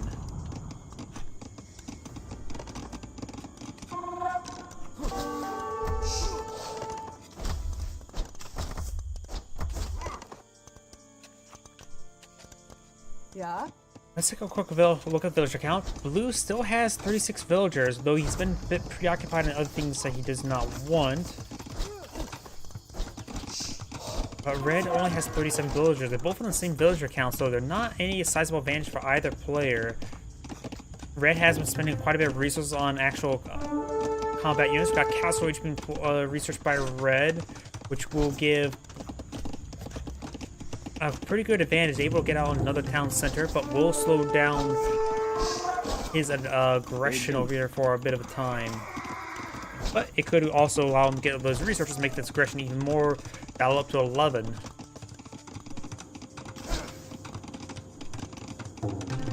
Another house being built.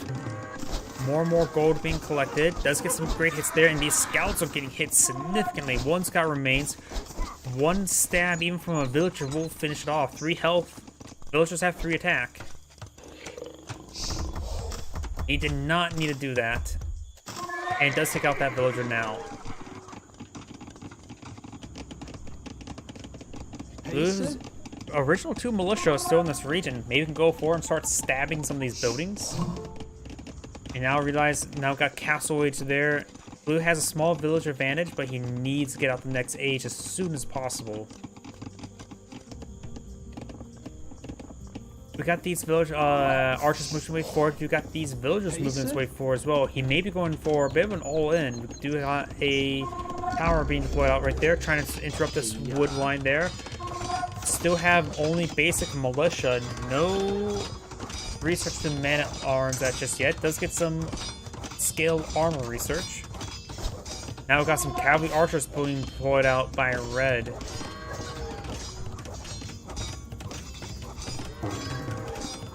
Cavalry archers not what you want to see when he does not want to see that watchtower being deployed out. We do got 4 town centers here to claim that stone. Militia trying to stab that villager, and the cavalry archers do get a little pick there onto that spearman.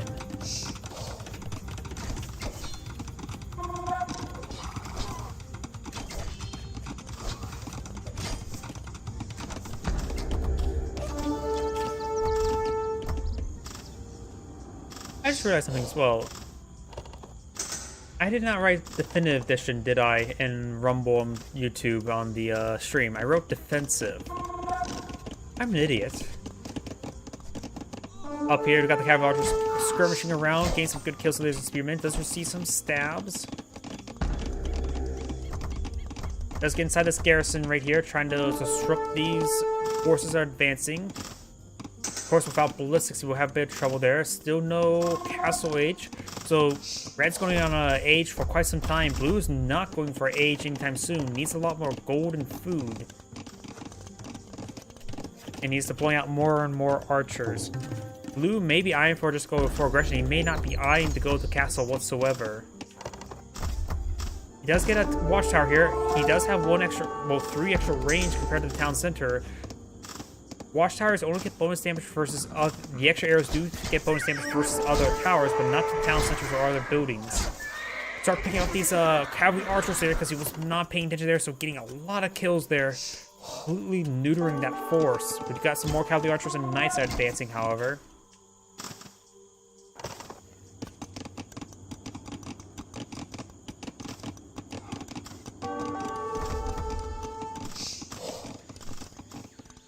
And we don't even got complete walls here. It does clean up his rest of those bushes. And there's actually... Oh! These are herdable turkeys here that has not been found yet. That is really unlucky. Not finding these turkeys, which means he had a little less food to work with. That's actually something important to note. Just less herdables in general collected. This tower, of course, does not have murder holes, so knights are quickly closing onto it.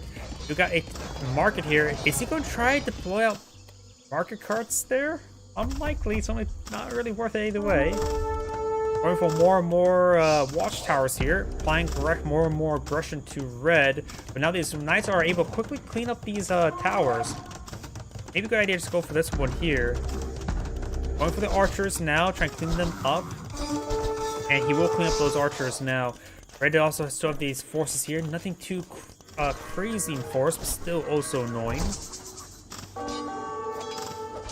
He does get inside this garrison here with his villagers, but that tower will not be completed. And nor does he have murder holes.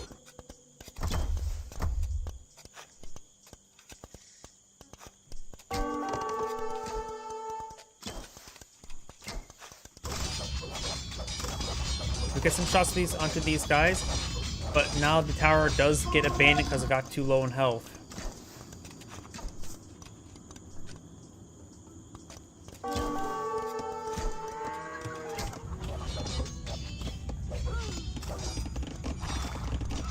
All these villagers are trying to run away, do get cleaned on up. Red does have a superior number of villagers as well, being at castle age. He can get out some more town centers. He is currently 3 town centers as opposed to opponent's 1 because he's still in the feudal age. Castle age now being researched for blue. Maybe a little bit too late. He needs crossbowman research. Can even Huns get crossbows? Yes, he can. He can't get arbalest. He needs crossbow research as soon as possible. It's still pretty far away from that. He does cancel that watchtower. Not like it's going to get completed, so we'll get a bit of resource refund. Let's have a handful of archers here. He could throw them inside the town center to get some extra arrows.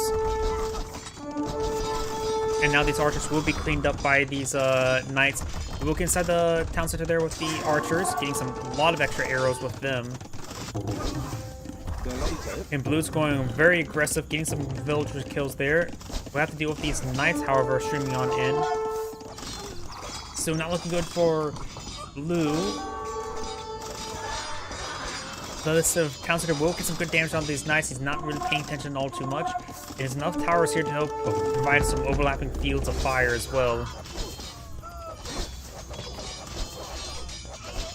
These archers will be cleaned up. He probably did not need to go for crossbowman research now, and he does back out of the game.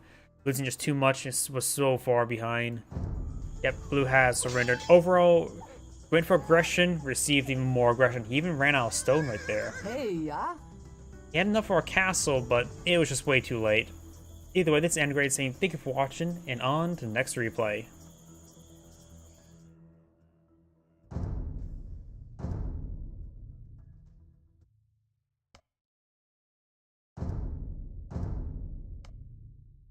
A Teuton mirror. Huh.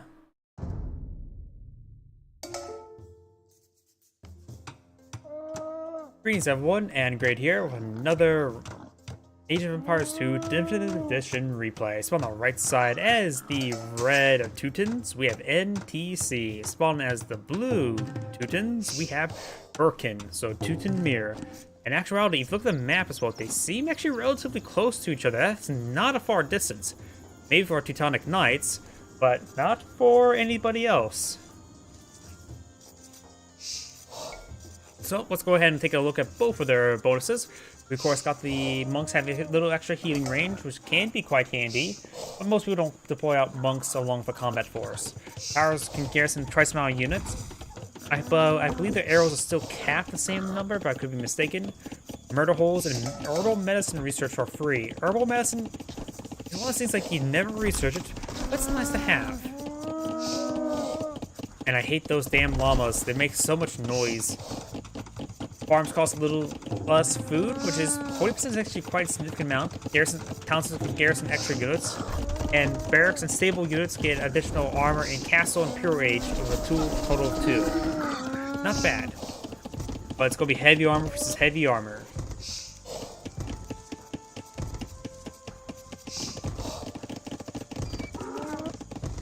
Scout going on around. You got already a bit of a wall off right there. Let's take a quick look at Fog of War. Red has spotted his opponent's town center and does throw a stab right there. Drive-by stabs. Actually, 2 lumber yards here. That's a lot of lumberers. You can see here, red has 10, but I think blue has a lot more. No, I maybe it's just mistaken.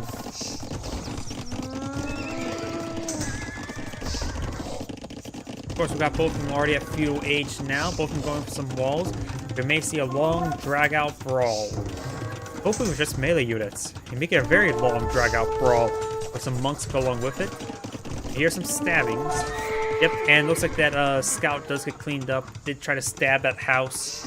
Of course, using a sword against a house is not very useful. You want to use an axe or a mace. Axes are not blades, they were actually wedges. We got some stabs right here. Spearmen versus spearmen. And these scouts will go and back away. Both sides have to point out a handful of scouts. Red is a little bit more healthy. And Red's going to try engaging right now. Red does save that scout there. Blue and Red have both lost a scout there. And now this one is getting double teamed. And he does take out that wounded ones there as well. So I thought that was going to be an easy engagement for Red. But Blue has come on top. Though these scouts won't be able to do much aggression either way. Red has walled off his region. Blue has not yet. Pretty big hole here. And got spearmen to cover that hole. Scouts are scouting, so let's go ahead and fast forward a little bit.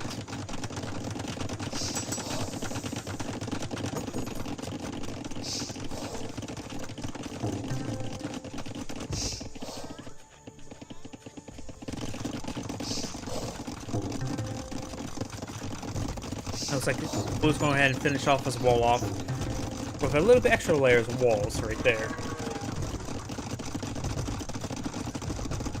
More houses. Oh no, those are stables actually. A little bit too far zoomed out. So Blue has gone for another pair more stables. Looks like Blue's also going for Castle Age. Red is already in Castle Age as well. Siege Workshops being deployed out, but I like it for some Mangonels. This is being loaded up with some knights. This one as well. So Red has a good number of contingent on knights at the moment. Blue has a handful of knights pushing way forward. And that's a scout next to a relic. I heard it sound like something got destroyed. Maybe he destroyed some of his own walls or something like that. I'm not so sure. Scouts are camping the relics. Very nice. And some of these palisades are being cleaned up by Red's or Blue's knights. Red has a massive number of knights. When he sees that, I was like, oh crap, that's too many. He does, of course, back away. Blue has gone for a monastery. Red has not. We got an extra town center for Red as well. 3 town centers over here. 1, There's one for blue. And you got a number of monks, or at least a monk for blue. Doesn't get any conversions there. Go quick look at the villager count. Red has a 3 town center, which is much greater. Actually, no, blue does have 2. That's the other one. So blue only has 2, red has 3. So red will slowly get ahead. And does manage to convert a knight there. Very good pick. Got 9 knights for red, 8 knights for blue, 1 unclaimed. So red will have more knights deployed out.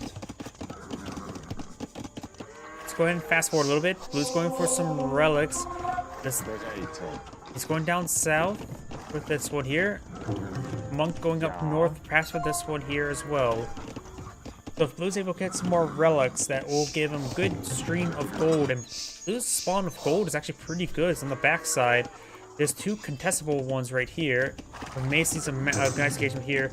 Red has this gold is a bit far away, so it looks like blue overall has better spawns with his gold patches, as these are very contestable.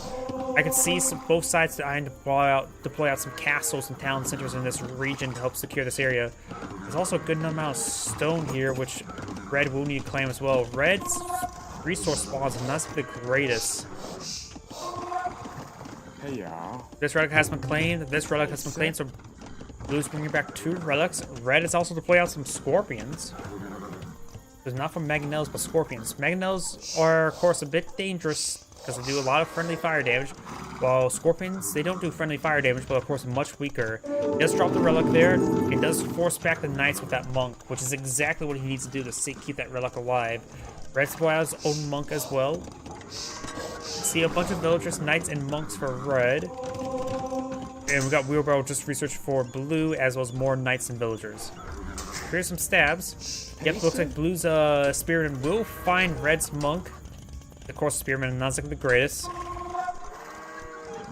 And monks apparently may have a bit of plot. Will he have enough plot armor? No, he does not have plot armor. Religious plot armor. This relic is... He does not stop that monk. He does lose a monk right there. Red has a good number of knights right there, as these knights are advancing. Some of these palisades are being cleaned up. He does get a couple guys in garrison to the side as counter, but he's out of range.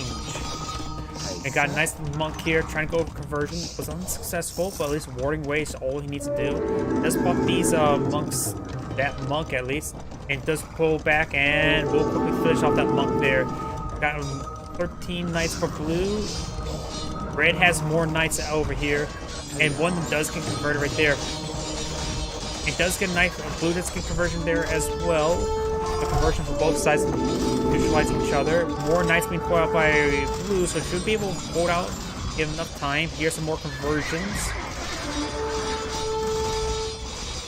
The town center is also getting a good number of arrows into this force as well. A lot of wounded forces here. I really would like to see some monk healing, which that monk is doing. These knights need to start pushing way forward, passing that scorpion. The scorpion's finding a good side shots there to get some good damage in.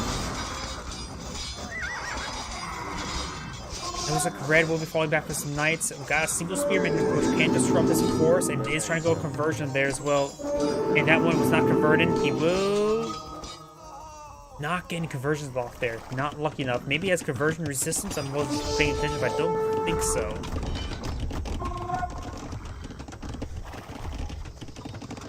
I don't even know if the Teutons can get conversion resistance technology. Looks like the Teutons can get all monk technology.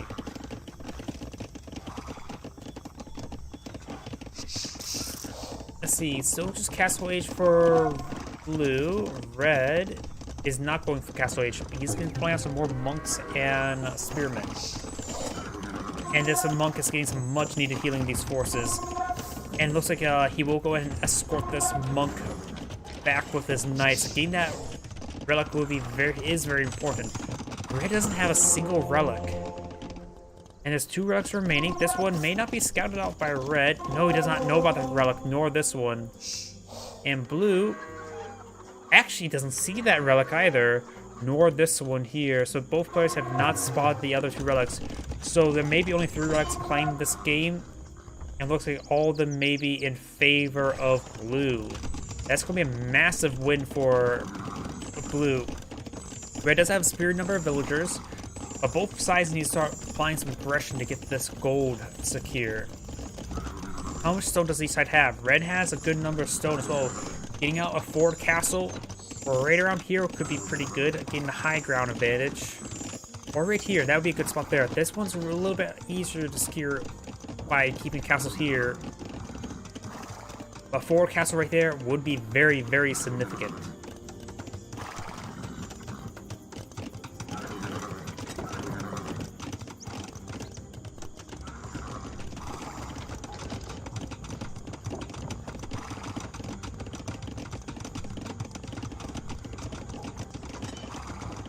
More stables, and where a spot, I think a good spot for a castle to be. Knights are advancing, and he's trying to get some conversions off. I wonder if they're split or combined. And red is going for a castle, but this time very far forward, and he has halberdiers or pikemen for escort as well.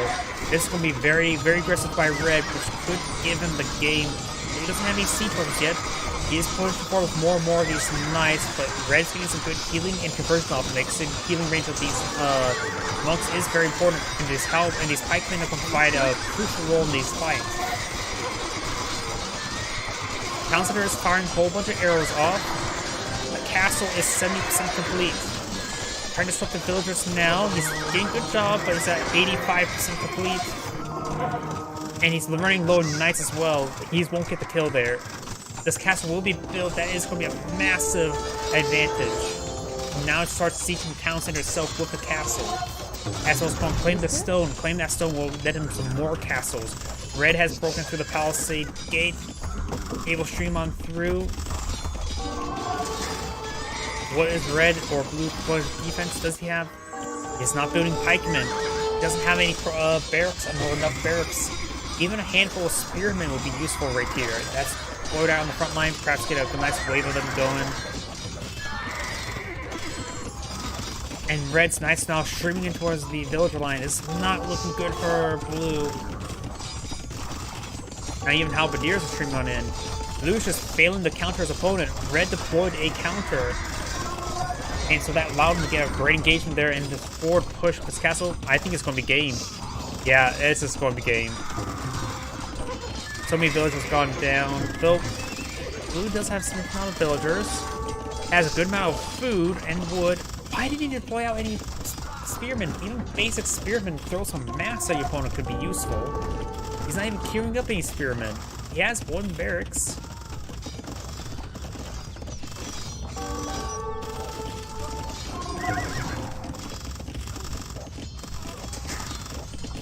He needs to start repairing up the town center. The farm's now under siege. Does have this back line here. Not the point of building out any more barracks for spearmen. Red still has some spearmen there. And this gal's inside this garrison, I think. They're not chatting. We will see the chat. He is going from Pure Age, going for his own castle here, a defensive castle there. He actually destroyed, sacrificed on his own farms. He's still trying to fight the game. Got a single ram here. This castle will go up. And now we got the tech advantage for blue. But it'll take a bit of time for him to capitalize on it. He's only going for some cavaliers. This infrastructure is getting hit, but maybe blue's not out of the game just yet. He's going for a trebuchet. That's exactly what he needs to get back in this game. Red's deploying out another castle. Is red going for Imperial? No, he's not. The trebuchets could save blue. Blue is down a number of villagers, but he does have these 3 relics for a bit of gold income. Handful of rams here. Or a ram, not a handful. You've got the jaguar being shanked by the villager.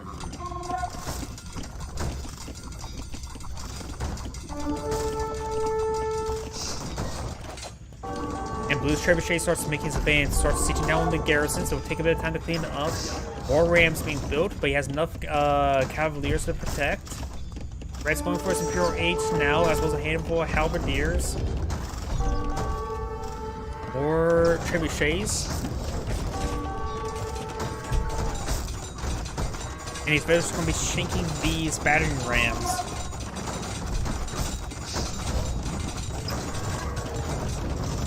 These halberdiers still pose a problem, but luckily his defensive castle help engage those. The halberdiers pikemen. He's starting to repair up the castle, which will drain his resources. And these pikemen will get some great work done. But he may not have murder holes researched. You have to start hitting these villagers now. Cavaliers are quite durable. Yeah, we have red selected. No, we have blue selected. Let's get red selected. Does he have murder holes? Yes, he does have murder hole research. But he still has a good number of villagers here repairing up the castles. How much stone reserves does red have? A good stone reserve. But he is out damaging the castle, the repair rate. And he's scarcing all these guys in here. There's a handful of knights in this region.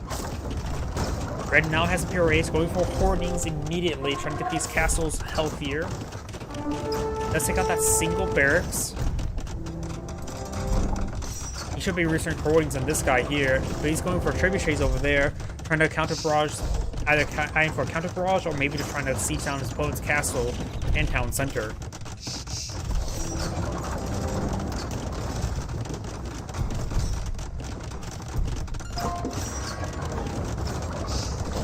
Looks like Red has found this relic here. Red does, of course, well, I've been saying that this spawn area for this gold could be great for Blue to claim and secure. Red is collecting it in heart as quickly as possible. So if he does lose his front line, his opponent won't be able to claim as much gold, as he's basically solely rely on this gold income from this monster here. This gold is actively being denied there, but this gold can still be claimed. So actually Blue has plenty of gold. It was more of that Red's gold was subject to be conquered. And now it's got some Teutonic Knights going out, which would be great for those halberdiers. That's way too many halberdiers in this region for these cavaliers to engage, but he's going to engage unless he's trying to get rid of those trebuchets. Blue could try some counter barrages on the trebuchets, but he's going to strip the castle. Blue has lost his castle now. And these Teutonic Knights have 7 armor. The halberdiers have 8 attack, so 1 damage halberdiers. And this trebuchet is getting some great accuracy there with the high ground advantage. He's able to get some great damage onto it. All Blue trebuchets have gone down. He does have another castle here for trebuchets. Let's switch over to Blue, see what he's building. No trebuchets on the build queue, just more Teutonic Knights. And Red's going to take time to repair up that castle. Okay, of course it does have hoardings to get more health. And now that monster has lost is now too low in health, the relics have been evacuated out of it, which actually is quite important. Red's going out his own Teutonic Knights. And some Blue's town centers are now under siege. Red has a little bit too high in villager count, 150 or 149 versus 79. Now I got the Cavaliers trying to stop these trebuchets. He's great damage there. Does not finish off that trebuchet there, and does take out the town center. Teutonic Knights do have a decent amount of armor. Reds have 6 pierce armor. Cavaliers trying to charge forward. He is repairing up that trebuchet. And yep, he won't get that trebuchet once again, losing those Cavaliers. Going for another stable there where he needs... He has plenty of stables right here. It's not fully building out of them, but he needs the monastery.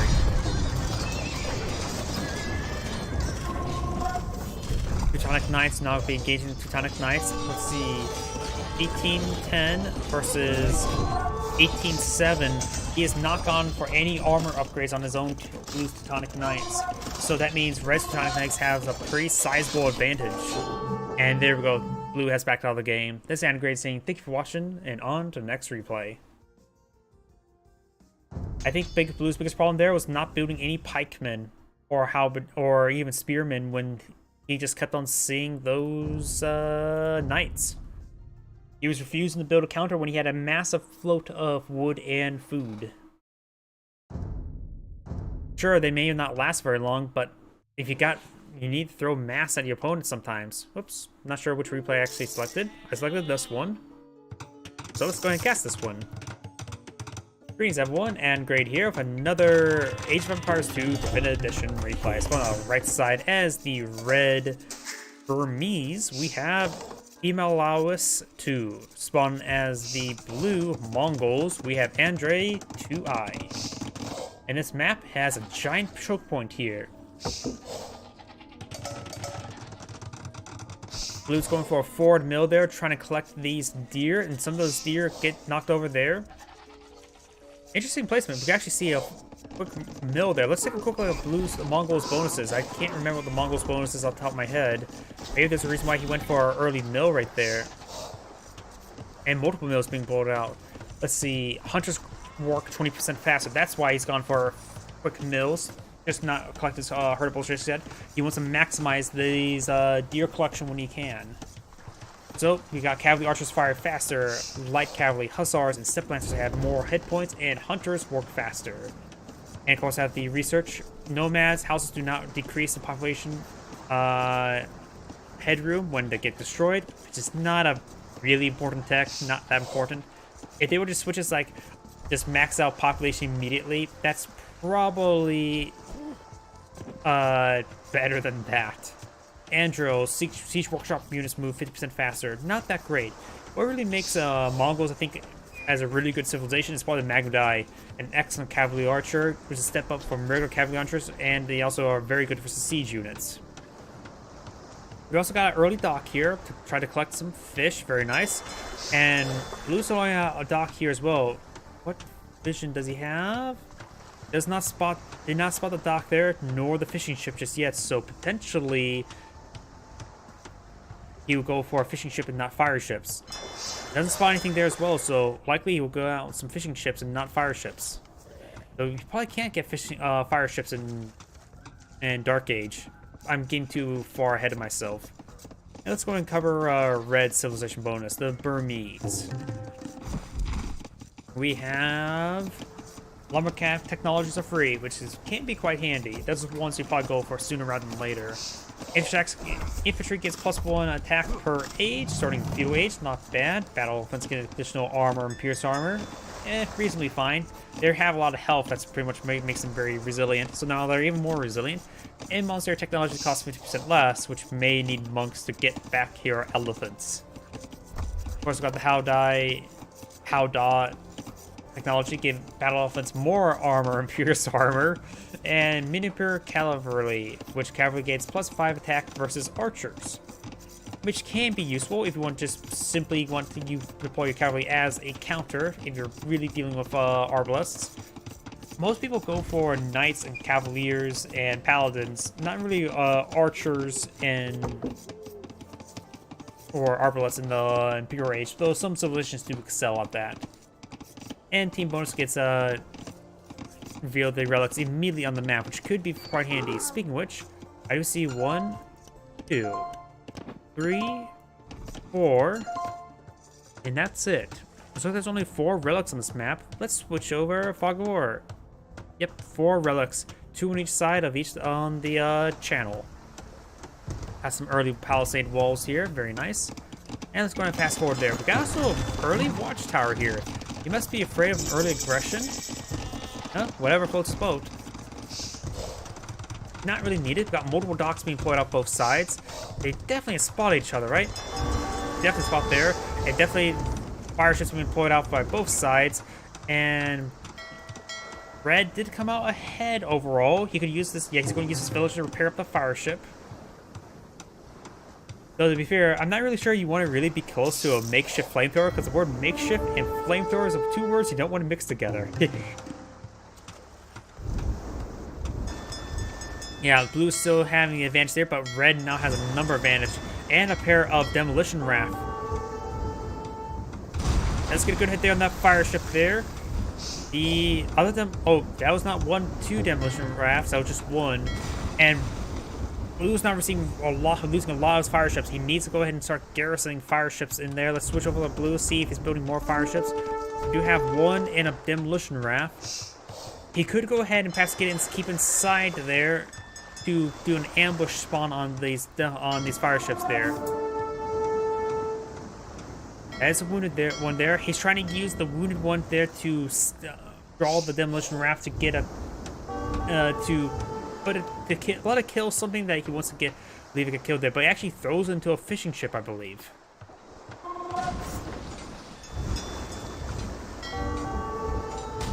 Fishing ships are now under siege. I think Blue just needs to abandon the sea right here. Red has a significant amount of fire galleys. He has naval control over there. Of course, no one's claimed with the northern channel there, but I think Blue just needs to either rally a bunch of fishing ships inside his docks, or not fishing ships, fire ships, and then come out, maybe a couple demolition rafts. I mean, right now, a demolition raft right now to this location could be very effective. Starting to split these guys up, knowing the threat about that.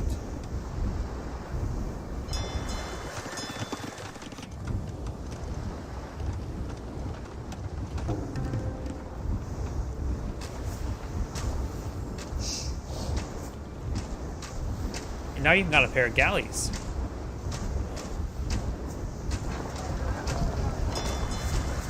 And now I've got a pair of fire ships trying to engage, but it's getting triple teamed immediately. Nope, that was just one. He decides to he actually got ejected out because the dock ran low on health.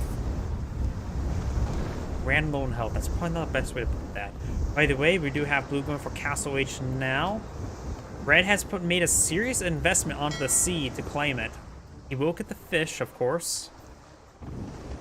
But that's maybe he spent a bit too much there, because that's a lot of fire ships there.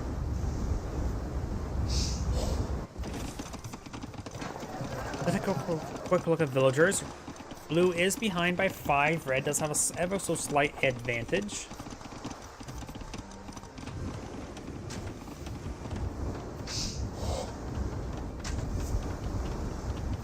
And its War Gatling asserting dominance against this house.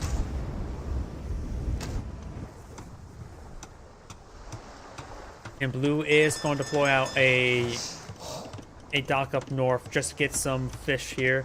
And we do have a camel here. Nice scout camel.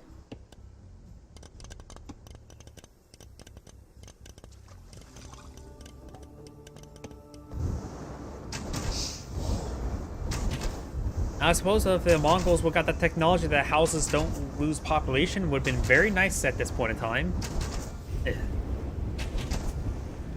Red has not gone for Castle H just yet, while Blue is about ready to pop it, so Blue could potentially get a very, very nice population boom with additional town centers. And that's one reason why Blue has less villagers, because Castle H does take a bit of time, and we do have 100 stone for Blue.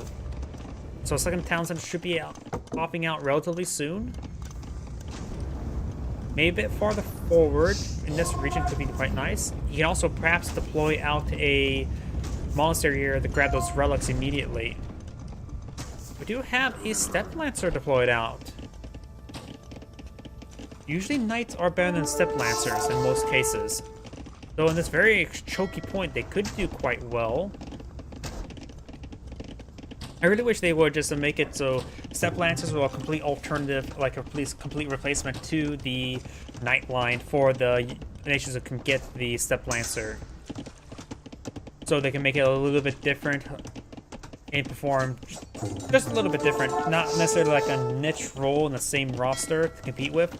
But they can make it so now Knights, they could make it that Step Lancers and Knights would be very similar, but they would have not be in the same faction. We got a dock being deployed out here. Is that a guard tower? Or nope, that was just a house there being canceled. We got the 2 Step Lancers being deployed out, getting some good hits there onto the spearmen. Let's see if Red's deploying out anything from these docks. He's got a pair of fire galleys. He's putting in some more and more step lancers there, trying to hit these villagers. We got a red fire galley here. He has not deployed out any sort of fishing ship. Blue can actually abandon the sea right now and be a relatively small investment. Red is putting out a lot of fire galleys in this region. In fact, there's actually more being deployed down south. And war galley upgrades. Red is going heavy for ship upgrades when he really shouldn't. Can Red get cannon galleys as well? He can get the elite cannon galley upgrades, so I think that's a yes.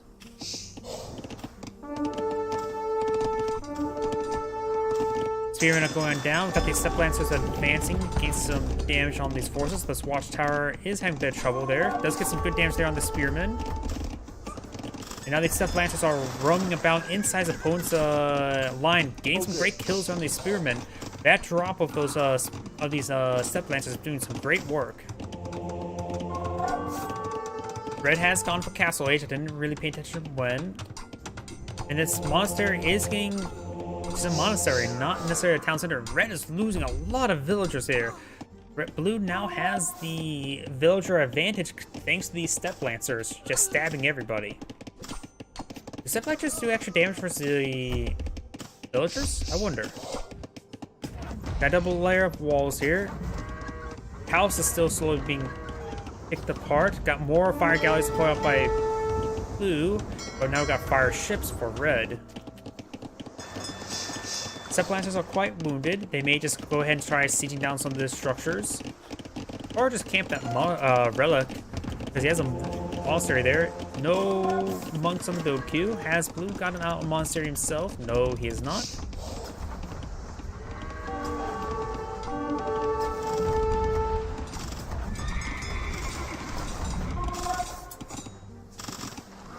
And he is seeing a lot of losses on these step lancers now. Just one remains. He can potentially be shanked by these villagers. He's trying to go for some shanking there. Does stab that villager. And here comes Spearman, and there goes a step lancer now. Red is going quite heavy in the fire galleys in this region. We may see a demolition raft or two. Nope, we don't see anything in the build queue. I haven't selected. And now these step lancers are advancing. They're starting to stab this house through the fence. And let's clean up those fire galleys now. Red will lose a bit of infrastructure up here. Red still has a significant number of fishing ships in this region as well. And these step lancers cannot be very effective versus these fire galleys. Fire galleys have a range of 2, while step lancers have a range of 1.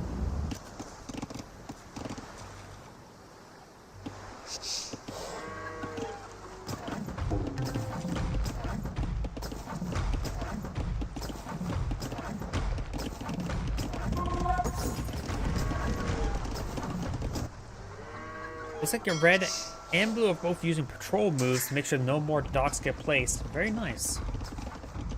One of the few times you actually will see patrol moves being used to actually literally patrol a large region.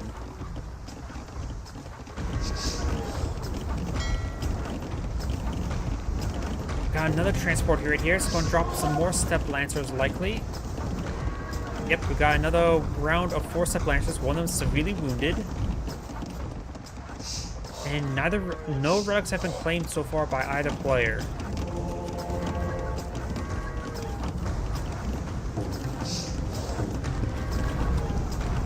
That does go down there as well. Some of these houses are being cleaned on up. Red has plenty of population space, so I don't have to worry about that. And Blue's going for a nice little outpost here. Just get some extra spawning. Let's order the Blue to see what vision that provides.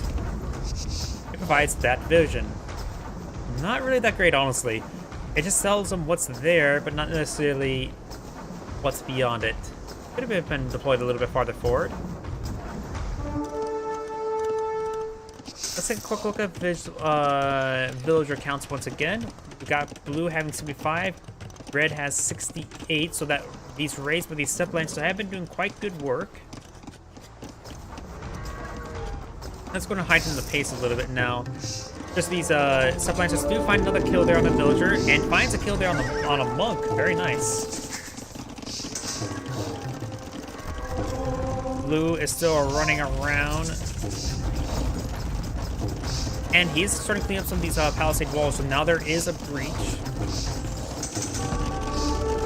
And this mining camp does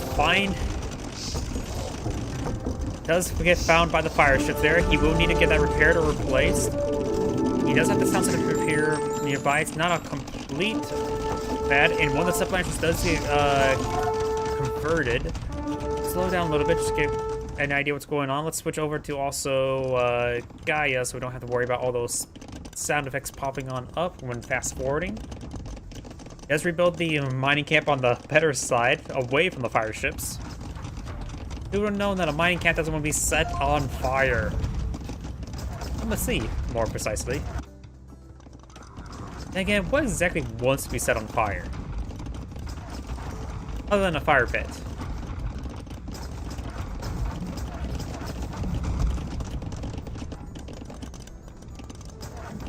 Oh, those, wait. How far is he pushing? That has to be, is he?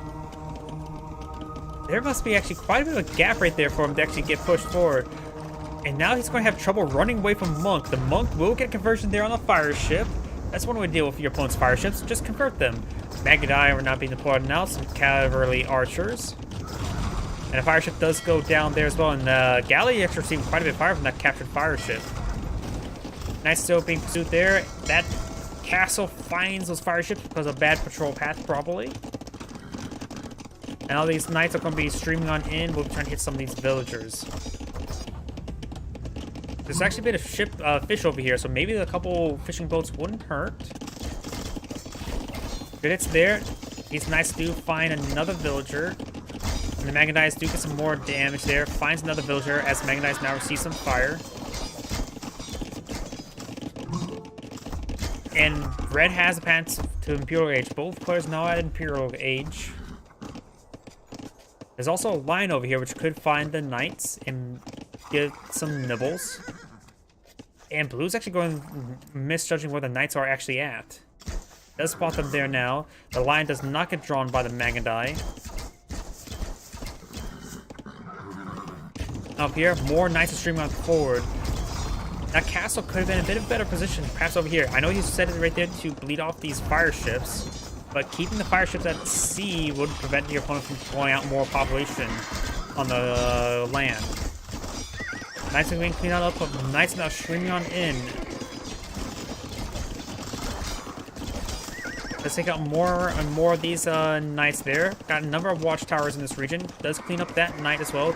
These knights are still in this region. He knows of them. And these knights are cleaning up some more houses. Magadai does force him not towards the castle. And the lion does find the villagers there, but the knights also find the villagers.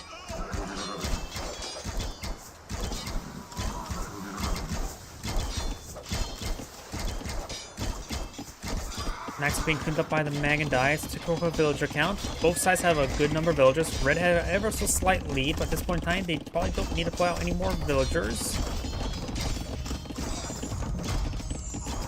And now we've got some cavaliers.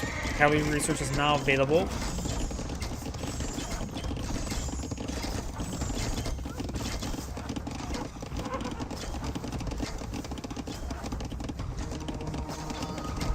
Monk is trying to find a convert there. Looks like all the relics have been claimed by both players. Yep. Cavalier's pushing the way forward. Got another castle here.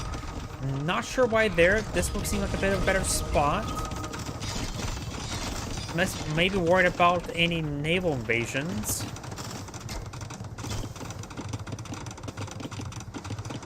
How much stone does it?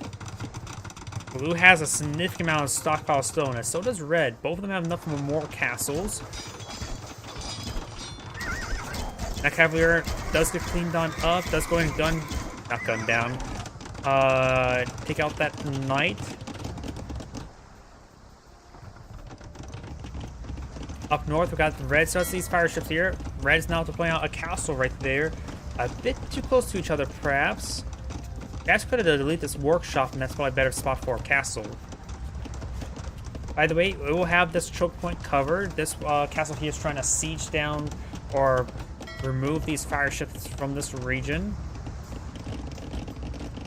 And a big wave of knights with a handful of light cavalry in the mix now being pushed on the way forward. More Magnite being put out by Blue, getting some kills there on some of the knights, and monks will get overwhelmed by the cavaliers. Good focus firing there by the Magnite, but not enough to finish off these individual units. There's a bunch of wounded knights and cavaliers here. They need to start pushing all the way over here. Some of these villagers are start getting hit. Let's get inside that garrison in time. Very nice. But some other villagers may get killed off in return. Let's see what archery upgrades Blue has gotten. Looks like he has got quite a number of archery upgrades. And also going for shipwright. More Magnite being deployed on out.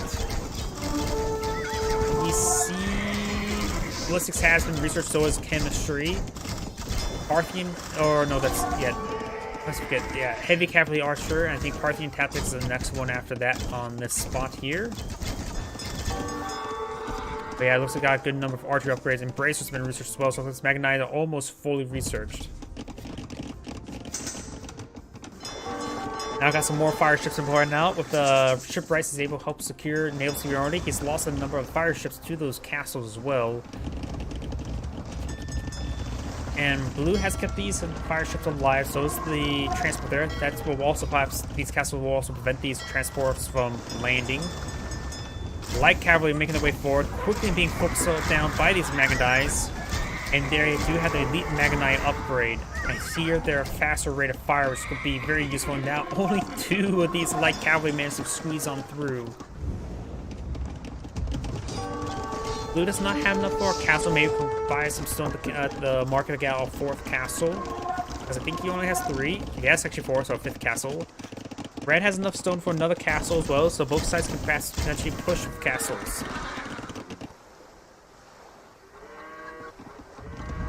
Red is making way forward, cleaning up some of these docks. Not much fish left for these fishing ships. There's some shore fish here.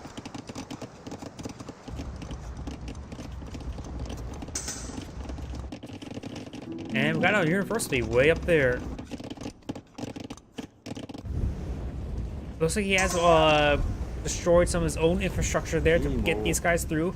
A massive wave of halberdiers, but halberdiers, of course, a melee unit, and Magnite is, of course, a ranged unit. We do got a number of these dart throwers, the Rambai, which are, they do physical damage, if I remember correctly, not piercing damage. Does they get the trebuchet firing against that fresh castle? These trebuchets, however, can be quickly cleaned up by the Magnites. Magnites will love fighting this region. Though it looks like the trebuchet may go down to their Rambai. Another shot does come forward. And the captured Step Lancer does go down. So no more trophy there. And start focusing on these trebuchets, no problem. This castle is under siege, so you will use that stockpile stone to clean up, get that repaired up. We'll lose a number of these Magnites to the halberdiers, but just needs a run. These guys can get some good shots on in, and it's going to hit some of these guys are falling back. He can't fall back; they're going to get ripped apart. He has to push forward and die. Fall back and die, or push forward and die. Blue has another trebuchet deployed now. Red has 2 more as well. Switch over to Gaia, so we don't have to worry about all those notifications. Red's pushing forward with another wave of halberdiers. Red has more villagers. Blue may have more military units out in the field. Yeah, Blue has a significantly higher kill-to-death ratio, but it's mostly fighting against these trash units and using his elite units. Blue also has a smaller military as well.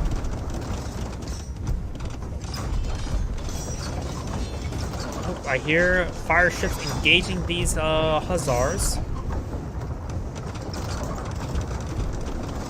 And I see down south some... Okay, those are just fishing ships. Castle Solar seems to fire there. Blue's gone for a sniffing over his own trebuchet, so both sides are preparing up the castle. They're just both trying to outlast each other. Boardings has been reached by Blue's castles. So does Red. Maybe not. Blue's castle, I think Blue has a bit more health on his castles, plus has high ground advantage, so takes reduced damage as well.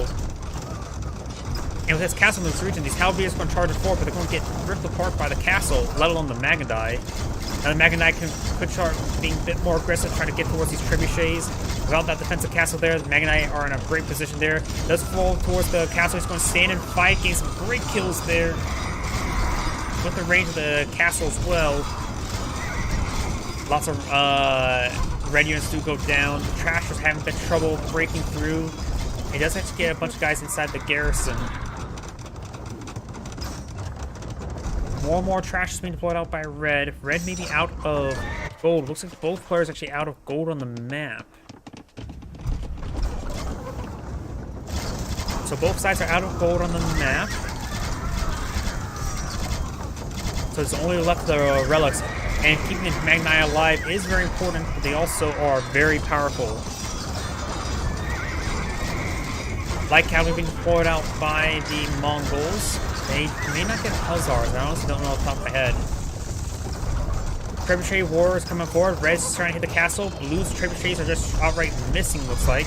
Hussars are advancing, which will break those Zord shots for the Magadai. And does get a hit there with one of the trebuchets now. Most of the trebuchets are splitting their fire.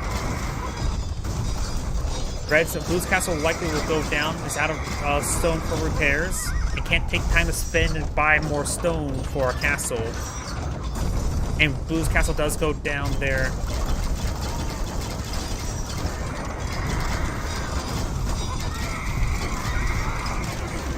Maganizer, however, still rip apart this trash. And now they should be able to finish off that trebuchet there. They're splitting the fire away from the trebuchet onto all the other forces. That's actually not half bad to pick out, but there goes the trebuchet as well. The Magadai is still alive, and there's 4 trebuchets for Blue. Blue's in a great position right now. Blue can start pushing way forward towards the Red's castles.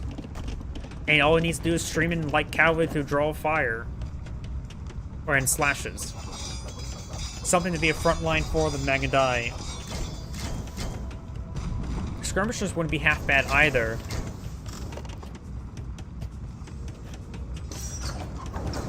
Now Blue's trebuchets are slowly advancing.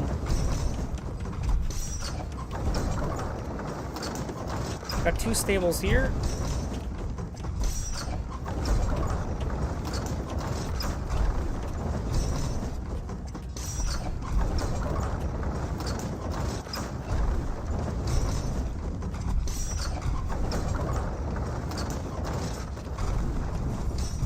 And now the castle has gone down with very little contest.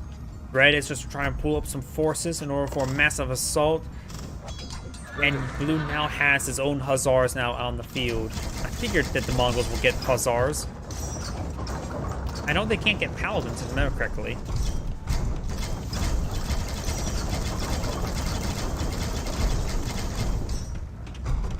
Red is pushing forward with this massive wave of Hussars and Halberdiers. Magadai will quickly rip apart everything that gets close, but will he have enough of his own Hussars to hold back the front line?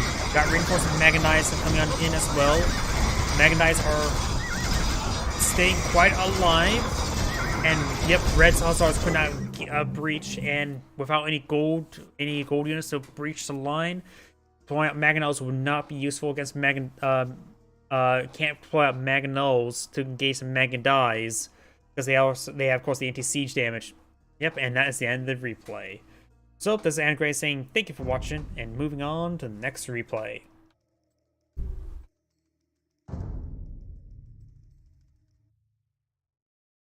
And that was not that one.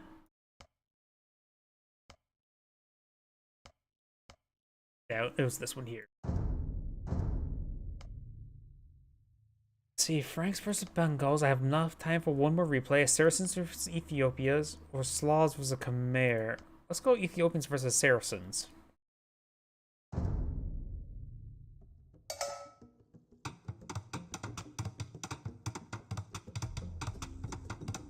Greetings everyone, and Grade here with another Age of Empires 2 Definitive Edition replay. Spawn on our right side as the red Ethiopians, we have GL Nihil. Spawning as the green Saracens, we have Chart.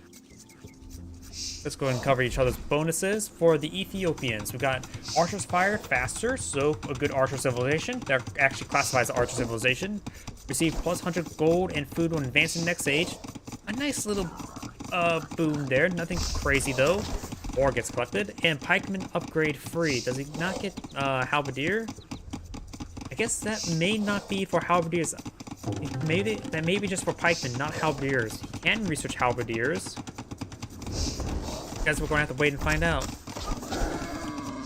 And of course, we got the unique technologies, Royal Heirs, Shotel Wars train nearly instantaneously, which that's their elite infantry units. And the Torsion Engine increases blast radius of siege workshop units. So in other words, very deadly mangonels, very deadly. Can you get bombard cannons? Yes, you can get bombard cannons. And was that work for Scorpions as well? Not so sure. We got a barracks being deployed out there and a big rush of these villagers. So we do got an early aggression here. While that's going on, let's talk about the bonuses that maybe Green can deploy out to defend himself. Market trade cost is only 5%, so reduce costs there. Markets cost less food. Transports are extra hit points in trade, which is Warfless here, not carry capacity. Galleys attack faster, that's Warfless. Camels gain extra hit points. So that's the only thing actually useful in this current situation that's not going to happen, because he can't get camels at the moment. Mainly looks for camel ridos, which will really do melee damage, but they throw swords. Unique tech zealotry, camels gain more health, and counterweights, trebuchets, and mangonels attack faster. We've also got a man-at-arms now making advance. Archer range is under attack. They do back away there. Maybe iron to hit through this palisade wall. They probably don't have vision of this region just yet. Archer Green's will try and pull out some defensive archers. We also got actually aggressive towers versus defensive tower. Red does get his towers up going first. Let's get these guys inside the towers here. The extra arrows do extra damage there, but we do got 4 arrows versus 4 arrows. No. Stay in the tower. Arrows, the extra arrows do bonus damage versus other towers. Red also has pulled out a forward archer range there and does load the archer inside the tower as well. There are capped 4 extra arrows, or 3 extra arrows. Good damage there. 600 health, 640. Looks like Green's going to win the tower war. No, Green gets out of the tower and needs to keep 1 villager inside of there to get the extra arrows. It's maxed out. Let's get out his archer there to engage this villager. And now we got the man-at-arms advancing, breaking down this palisade. There is a very, very unbuilt house there. 1 slash could potentially finish it. These man-at-arms will go and break this line. Red's going for a lot of aggression.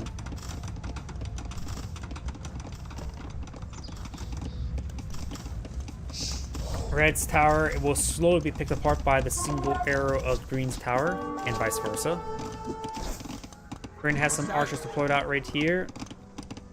And Red is going to bring in more and more archers over here. Men-at-arms is still skirmishing around. The scout is not advancing, but we do got a skirmisher deployed out by Red as well.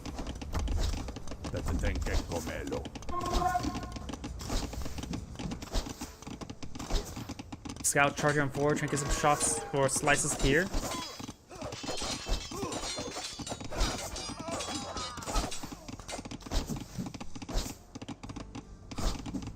Good damage there onto those villagers. And now we do have a... Oh, Saracens do have cheaper markets. So it's one out a market there, as well as some other bits to fill in the wall. But of course he has archers and a skirmisher. And Red is gathering his opponent's stone.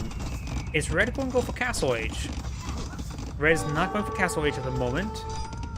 A little bit too early for that.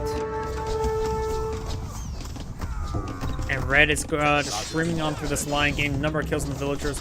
Green has less villagers than Red, but of course a lot of Red's villagers on the front line. Stone is useful. If Bats can deploy out some more towers here, maybe deploy out tower camp that stone point, or maybe pull out some towers here. Just be oh so annoying. Houses only have 6 range. Towers have a range of 9, at least the green ones. They have a little extra range, so maybe deploying out a guard tower here, load up some archers, and be a very good hard point.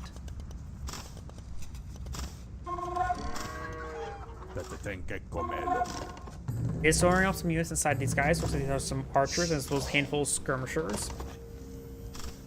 Now it's going to be pursuing these green archers. Ah, he's trying to deny that wood line with that stone.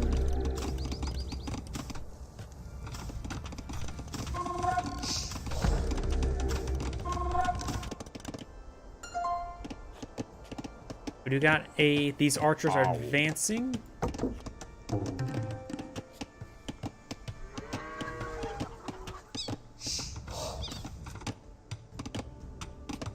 And this wall is not complete. And no defensive archers here, so red will find some, or green will find some good counter aggression. As this tower is firing some more arrows there. These archers do manage to find the hole. But if you got this defensive force here, that should be enough to clean it up. It's just a matter of whether or not how quickly you can clean it up. We got a house here. He's fortifying this tower with houses and walls. He's also garrisoning these production structures with more units.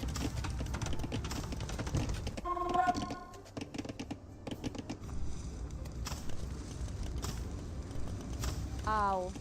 These villagers can back away and perhaps get that last bit of wall there, and maybe go and start collecting some of this gold or stone.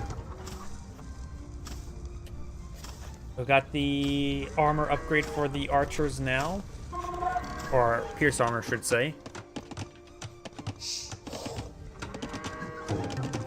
It looks like a number of green archers have gone down. Red's force is still in pursuit, and Red's now making a massive advance with his archers.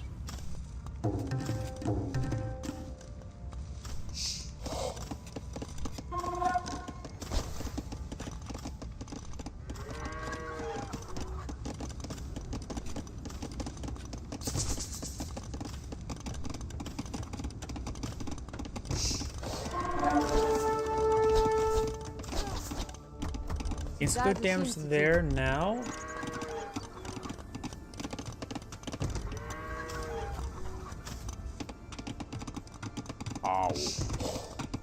And these archers will slowly start making their way forward. We got some houses deployed on out.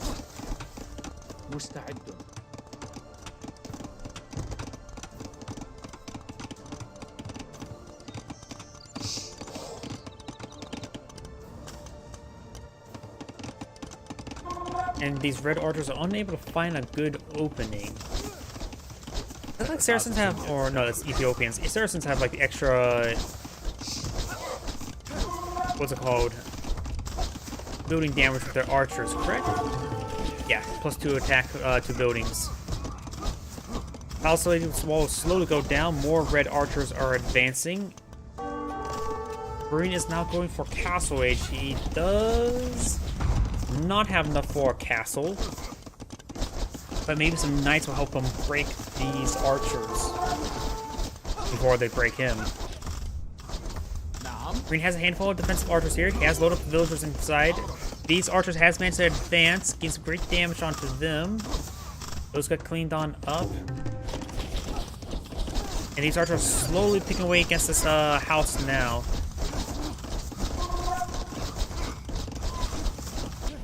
These archers are trying to skirt around to hit some of these extra forces. This tower is still here.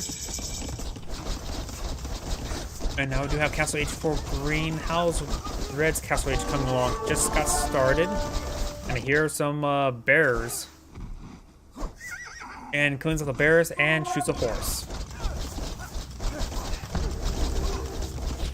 Green's not going for a university, maybe for murder holes? I doubt it. I'm not sure what's for. Maybe chemistry for a little bit of extra damage. And red will be backing on off. We do have more archer ranges being deployed out by green. No stable just yet. And green has got his crossbow upgrade now deployed out, trying to harass his opponent's infantry units. The houses are We've seen quite a bit of fire there. It does clean up some of those repairers. And Green's crossbowmen are advanced. They do, of course, have 7 range versus Archer's just 5. So these crossbowmen are able to siege or counterattack for quite a bit of range and help defend his wall. That's going to stop some of these farms. Very nice. And over here, we do have these more and more archers being put out. Red is immediately going for crossbow tech as well as the Bodkin arrow.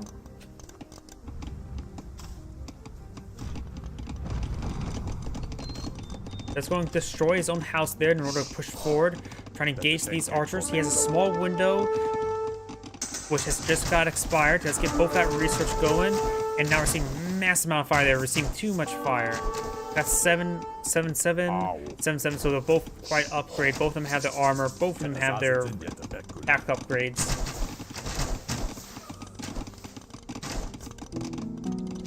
And I clicked on the university, and now we've got ballistic tech being researched by Red as well. That will be very important. What is Green going to go for defense? He may need to get some skirmishers out. Trying to go for another defensive house there. Trying to go for a siege workshop for Mangonel. And Green has backed out of the game. And that is the end of the game. This is Andgrade saying thank you for watching, and have a good evening. It's going to be my last replay for tonight. Everyone,